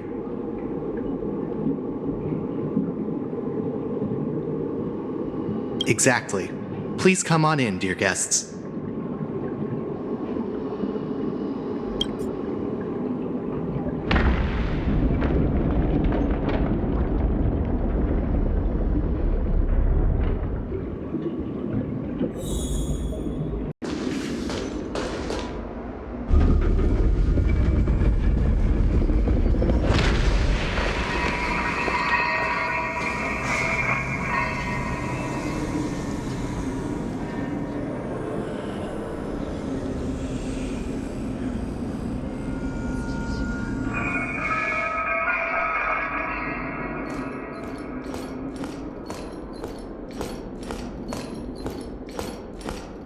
What are you looking at? The shackling prison on the Luofu is completely different from the one on the Yaoqing. It's completely underwater. Whether it's in the clouds or underwater, breaking free would still be a piece of cake for me. Still thinking about your old jailbreak tricks, huh? Forget it. You're free now. Just don't do anything stupid, or the judges will throw you back in there and lock you up for a few hundred years. You'll see me again in just a few days. Taking Hule back to the Yaoqing means a lot to the Foxians on the ship, and to the General herself. So stay alert.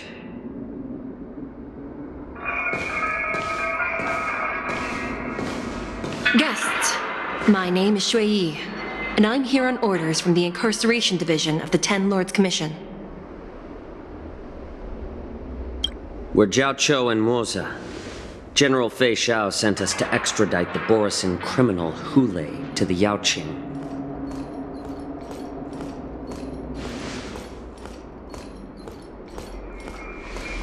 We're here to inspect the conditions of his imprisonment and make preparations for the handover and transportation. I assume you've been briefed, Your Honor. Your visit request has been approved. I'll be your guide for this trip.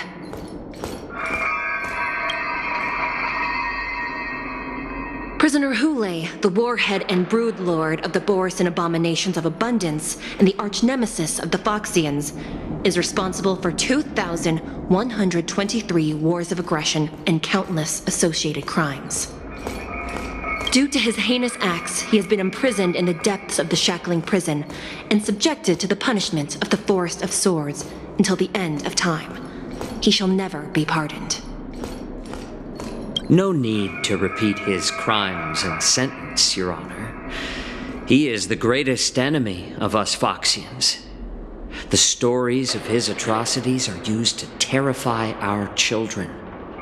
I'm well aware of every crime he's committed. Let's move on to the next step. When it comes to visiting criminals, there are rules in place to ensure your safety. I know you've heard legends about Hule since you were children, but your knowledge about him is likely very limited. Only the judges of the Ten Lords Commission truly know what kind of abomination is locked up at the bottom of the shackling prison. It has been centuries since Jing Liu, the former sword champion of the Luofu, captured Hule. And during all those years, we never provided him with any food. Yet he somehow managed to stay alive. It defies all the documented physical characteristics of the Borisan. The Forest of Swords, forged by the Punishment Division, is a device of intense torment, used to execute sinful abominations.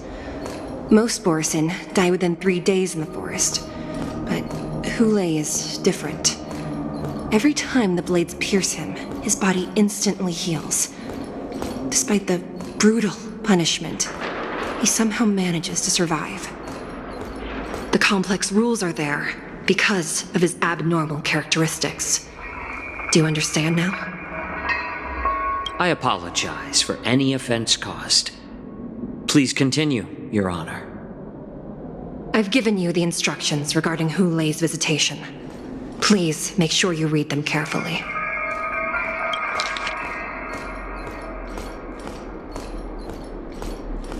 And please, take this pellet before proceeding. No, I'm not taking random medicine. Then you won't be allowed to visit Hule. Just swallow it already. Hule is like all Borisin. He can release a pheromone called lupatoxin that induces fear. Thousands of years ago, we Foxians were enslaved by the Borisin. Not because we were naturally weaker, but because of their lupatoxin. This pill is for our own mental well-being. I understand. I knew you were a reasonable person. Now that we've taken the medicine, let's proceed.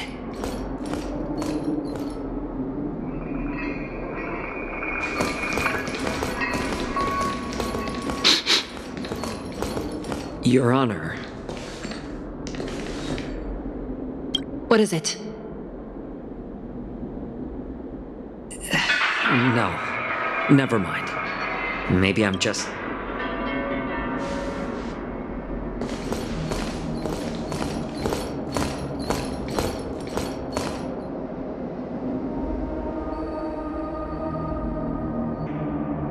Her Honor hasn't arrived yet. Please wait a moment.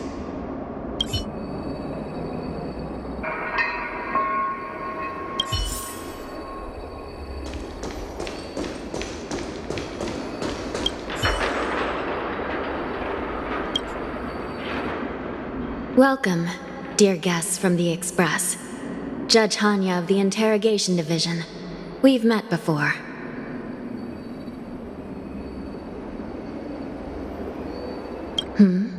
You don't want to see me? Well, in that case, I can call in the judge who's an expert in acupuncture, or the one who's handy with axes and saws, or the one who knows all about whips and ropes. We've got plenty of options here, and we'll find one that suits your taste.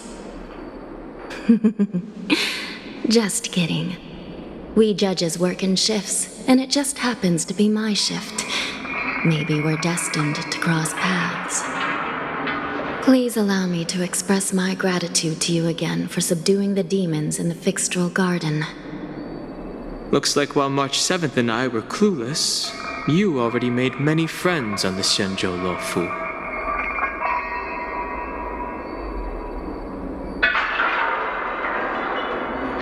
Even though you and I have met before, we can't show any favoritism under the Ten Lords. So, please do as I command as we head to Scrivener Hall and beyond. Don't do anything without my permission. This is not a place for ordinary mortals. You and Mr. Danheng, please come with me. Please lead the way, Your Honor. Please let me activate the mechanism before we all move forward. And please, watch your steps.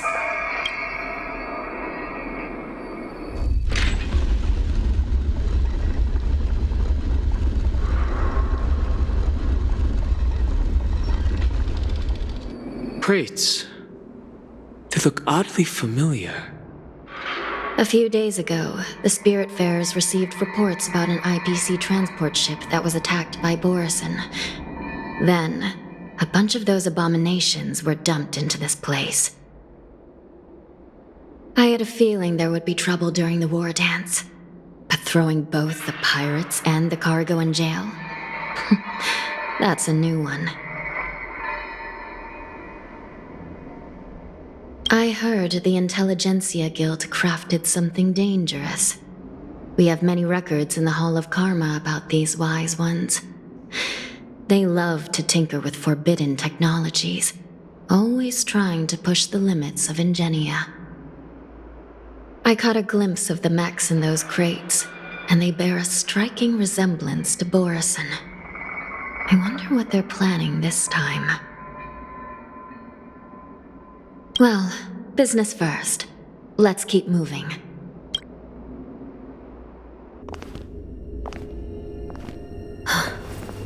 Strange. I don't remember checking the containment facilities a second time.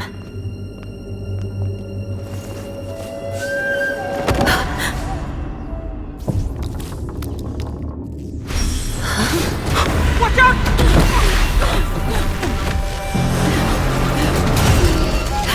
Emergency!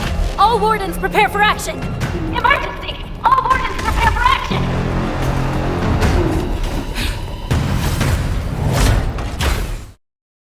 How is this even possible?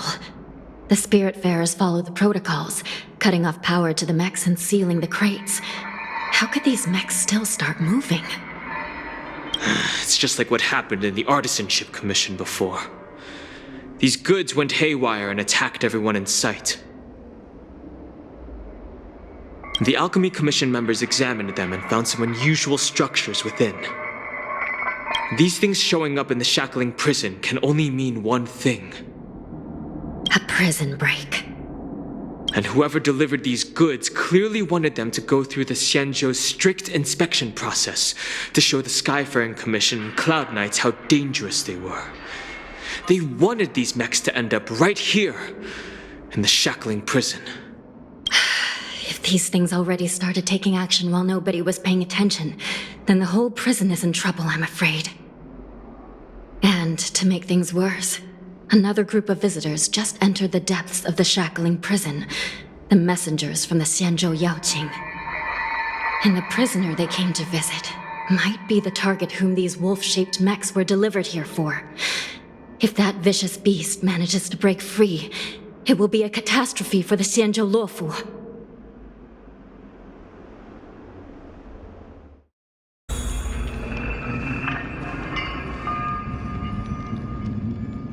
Here we are. Have we arrived already, Your Honor? Shouldn't there be a cage here? The most notorious felons are locked away in the solitary delves, deep down in the prison. Those delves can't be opened without proper authorization. The Blue Bird, I've given you the diagrams for lighting the lanterns. Please take a look.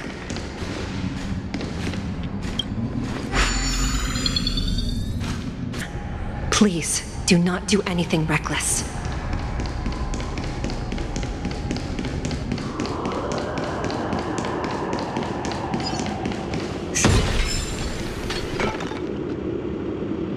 Inside the delve, behind this door, is the greatest enemy of the Foxians, Hule.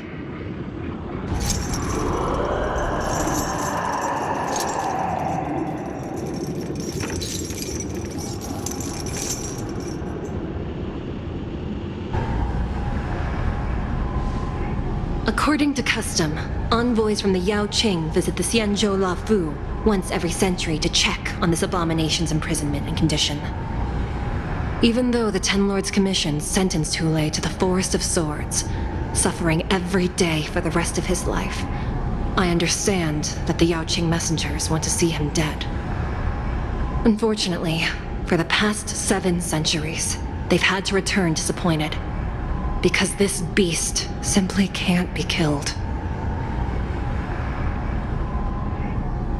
If we can use his toxin to create medicine and save an innocent life, it might help balance out some of the sins he's committed.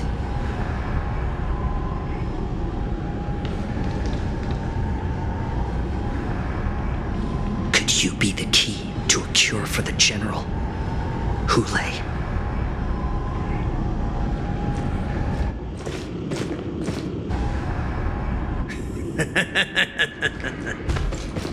And once again, the envoys of the Yaoqing will leave disappointed. However, I won't say the same for me and my brothers. Who's there?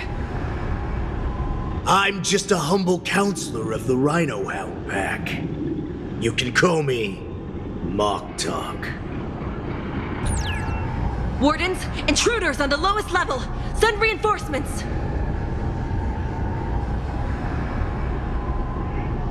Nobody will hear you here, at the bottom of the shackling prison. Thank you for opening up the prison for us, Your Honor. We'll take it from here. No wonder I kept smelling that familiar stench. So it wasn't just my imagination. Do your thing, Morsa. We mustn't let these abominations get any closer!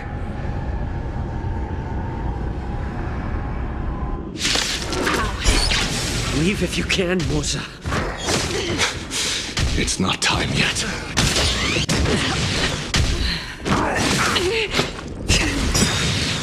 Since you're already here, why not have a meal before... Since you're already here, why not have a meal before... Guard the gate! They can't be allowed in!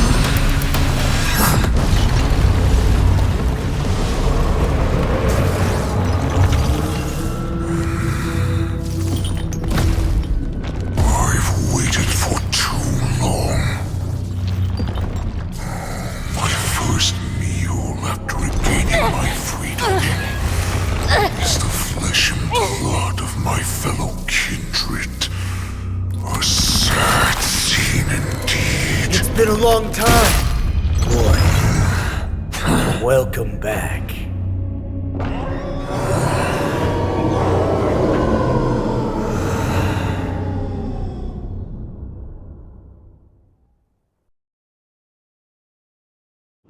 How many times has the old verdant home spun around since our last hunt? Duran's whelp, tell me your name. Oh, great Hule, nemesis of the Foxians and the hunter of all beings. I'm Oktok, a humble counselor of the Rhino Hound Pack. I am only one insignificant heir spawned from your bloodline. It's been at least 7 centuries since you led our pack through the hunting grounds of the stars. I'm thrilled to see that you are as cunning and skillful as ever. 7 centuries. 7 centuries have passed. But why have Duran's whelps grown to look like this? Tell me, Moktok, why have you grown to resemble our most despicable slaves and enemies, the Foxians? I've been commanded to release you from this cursed prison. It is Senjaya's will. That's why I had to take a magic pill, don the skin of a lowly beast, and play along with their hypocrisy. Since you have an escape plan, tell me, what's our next move to get off of this ridiculously large ship? My brothers and I will lock down this prison, trapping the prison guards inside. This will buy us some time. The rest of my crew, who are undercover like me, will secure the vessels for our escape. According to the plan, we only have a tight 2-hour window to get out of here. Originally, I intended to carry out the plan tomorrow, but they're planning to transfer you to the Xianzhou Yaoqing now. So I seized this opportunity to set you free. What a reckless plan, you idiot! Even if we manage to get the ships, our chances of escaping are slimmer than the Foxians slipping through my claws. But We have no other choice. The angel serving under the Master of Immortality sent me with a message. Only your return will end the prolonged divisions among the Borisin. Every one of my crew is ready to lay down their lives if it means setting you free.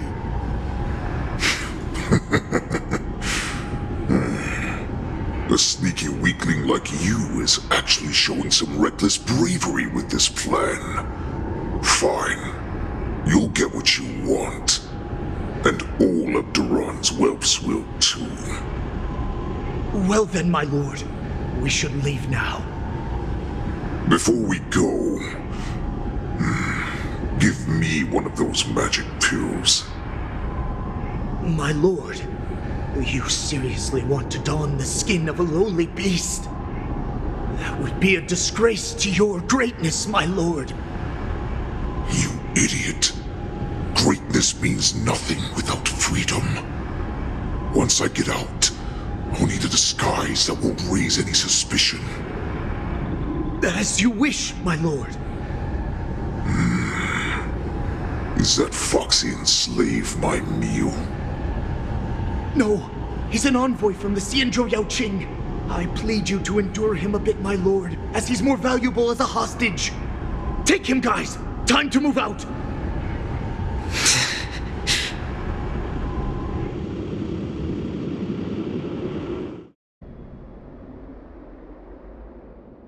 Madam Hanya, the wardens in all areas are regrouping.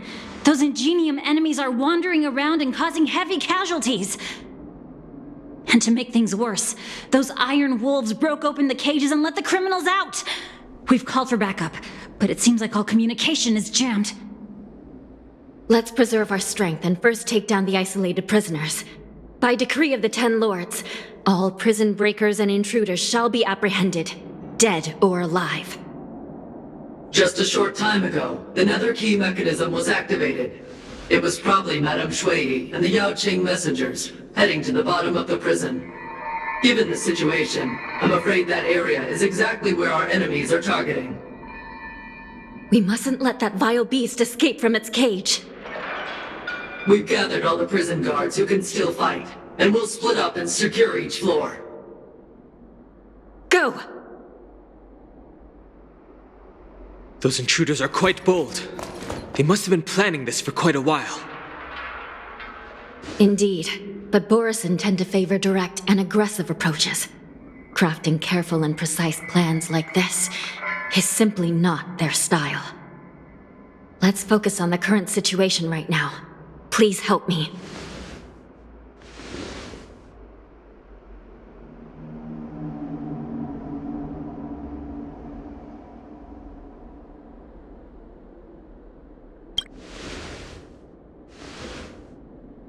What's the fastest way to the bottom of this prison, Miss Hanya? If we don't get there quickly, we'll soon be outnumbered by all the enemies inside. We'll have to bend the rules. Please, follow me. Prisoners must remain... Have altered the mechanism. It'll just require a bit more work to get through.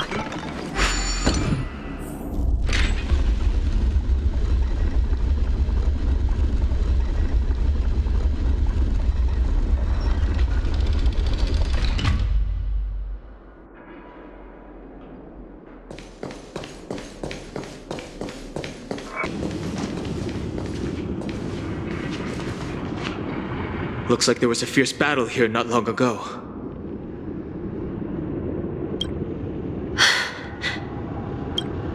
The gate to the prison delve is wide open.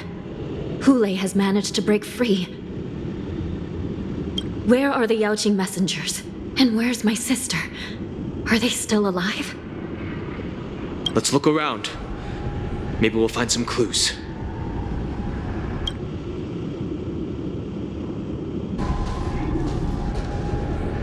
Shui Yi is here.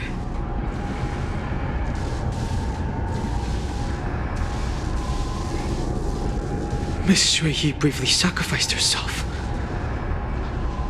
My condolences, Miss Hanya. Condolences?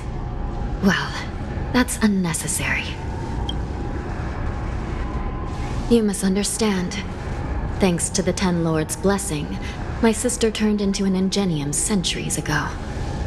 Dying and returning as just a soul to the Hall of Karma's document office has become a routine for her. While I'm not keen on seeing her throw away her body like it's some replaceable part, but...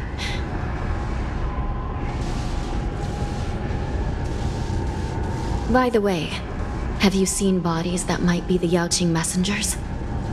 One of them is a Foxian wearing exquisite clothes, and the other wears a dark cloak, like a fugitive. No. I haven't found any Foxian bodies.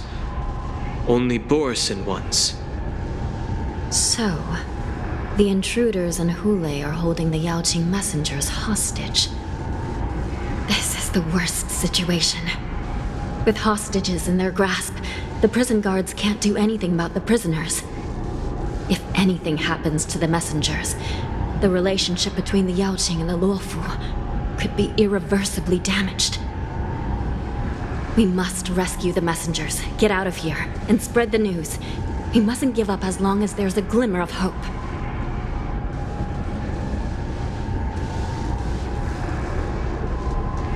What have you found, Miss Hanya?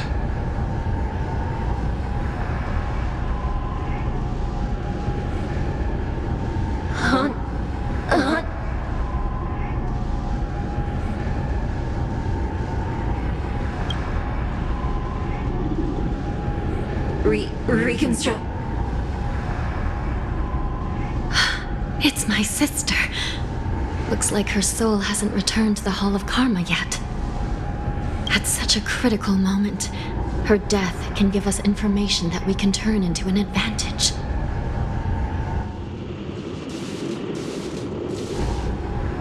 Let me see. The damage isn't too bad. If I can fix it up, my sister will have a temporary body. Yeah, I'm back. Welcome back, sister. I don't know what kind of expression I should have at a time like this. Happy? Tears of joy? Forget it. I'm used to you coming back in all sorts of forms. Now is not the time for jokes. This side crane can't hold all of me. Sister, what did you see when you were killed? One of the Yaoqing messengers escaped, and the other one was taken hostage and brought upwards? Besides the Borisin, there were other intruders. Invisible. Invisible intruders? What does that even mean? How many conspiracies are tangled up in this mess? Do me a favor, sister. The intruders have cut off all communication between inside and outside the prison. And now you're the only person, the only bird, who can slip out undetected. Make sure you deliver the news to the outside world. I understand. Please be careful, sister. You are different from me.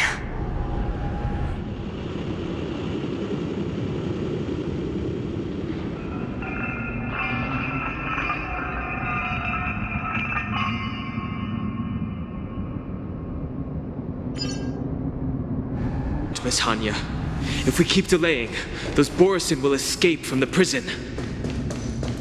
All right. If we happen to come across that Yaoqing messenger who got away... No. Stopping Hule should probably be our top priority.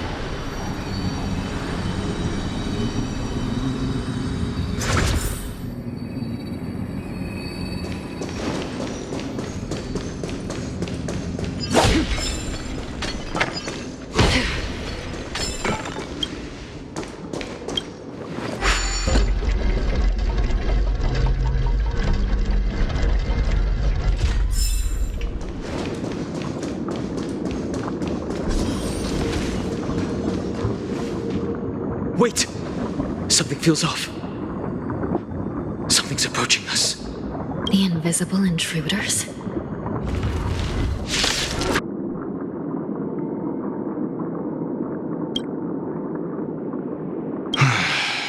The prison management on the Lawfu is truly concerning.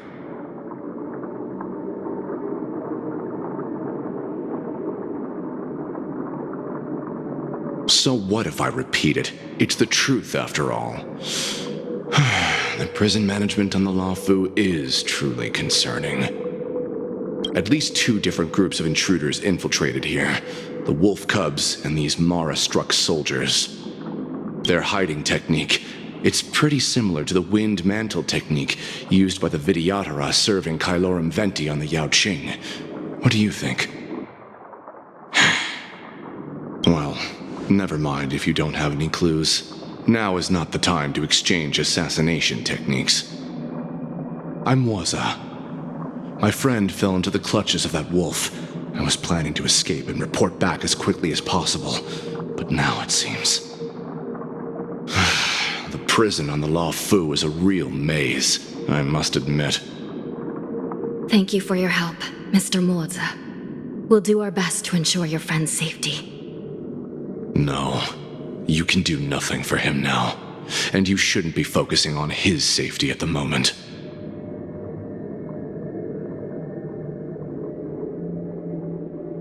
Your friend is in Hulei's clutches and you're just going to leave him behind? Look, I'm the Yaoqing General's guard, not his. I've seen how that giant wolf fights, and there's no way. Trying to save my friend will only get us killed. I don't know how you think, but I won't throw my life away for a lost cause. Listen up. I've been tracking these fugitives, and I know their next move. They're planning to seal off the entire prison to keep the outside world in the dark. The worst-case scenario, we are all killed by that giant wolf, and the shackling prison is sealed off. No one will know about us or about their escape until it's too late. And the best-case scenario...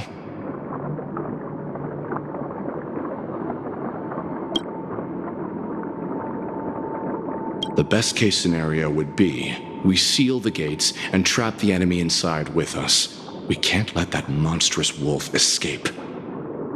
Hopefully, someone will eventually notice that something is off and come to help. As for whether we'll still be alive by then, it's not something we should think about. You sure have a way of comforting people, Mr. Morza.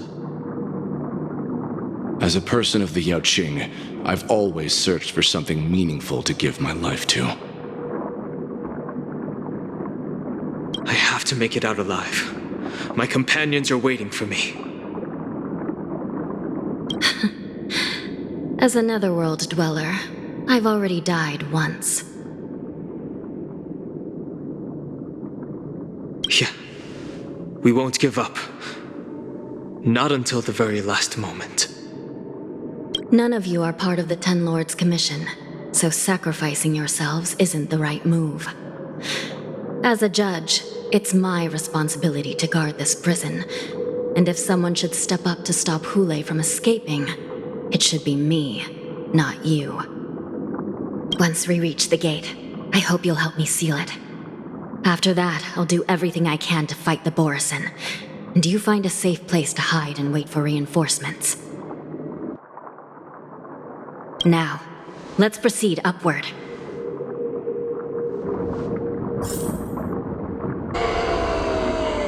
I will hold them back. Don't let Hulei escape!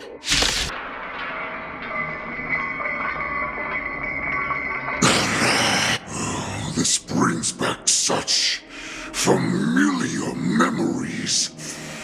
Memories of chasing, gnawing, and tearing. Oh, they're back. They're back. They've all come back. My lord, we're just one step away from freedom. Once we pass through the gate, no one will be able to stop us. So this hostage is useless now. Kill him, Moktok. He's getting away. Do something, Jiao Chou. like the old days, you useless loser. Just do something! Maybe this Yao Qing messenger can strike a deal in exchange for his life. He can use his status to help us escape from the Xianzhou. What do you think, Mr. Jiaozhou?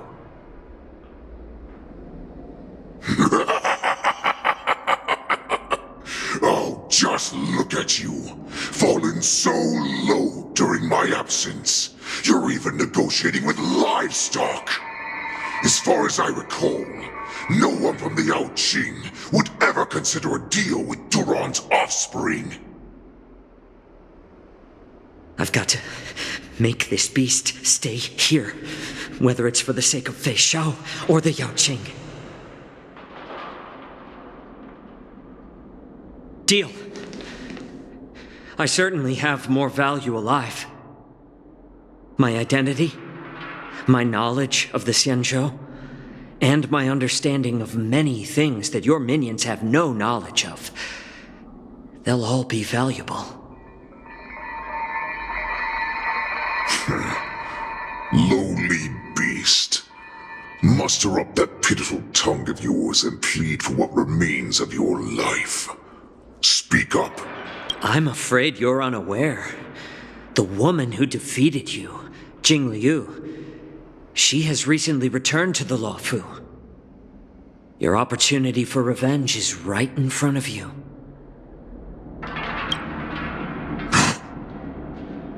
My lord, this slave is talking nonsense. I've never heard anything about this. May I just kill him now? Silence, Moktok! And you, slave. From now on, you'll stay by my side. You'll only speak and move when I allow you to. Otherwise, I'll dismember you from head to tail, inch by inch. Got it? But my lord... We must stay here for some time, Moktok.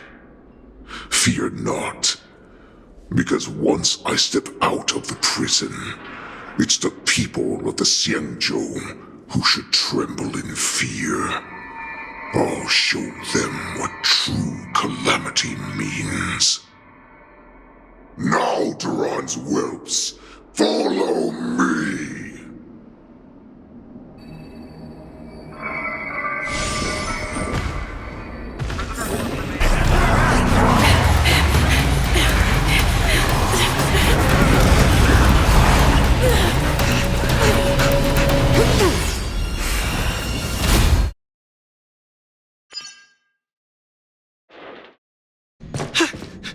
Report! After we lost contact with the shackling prison, we received a message from a Psycrane. The prisoners have revolted, and the criminal Hule is nowhere to be found! What about the Yao Qing messengers and the Nameless? No news at the moment. We're trying to restore contact with the shackling prison as soon as possible. I see. You're dismissed. General Jing Yuan, General Hua Yan. It's just as we suspected. The rise of the Ambrosial Arbor was not the end of things, but the beginning. The hand of the Ruined Legion has already sown the seeds of destruction. From this moment on, the Xianzhou Alliance will face an even greater challenge, from both the abominations of abundance and the destruction itself. If this is what they want, I'm always up for a challenge.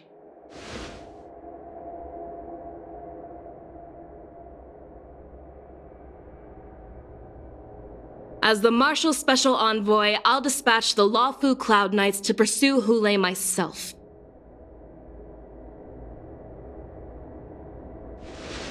Looks like the hidden dregs have finally come to the surface. And as I said before, it's time to wash them away, once and for all.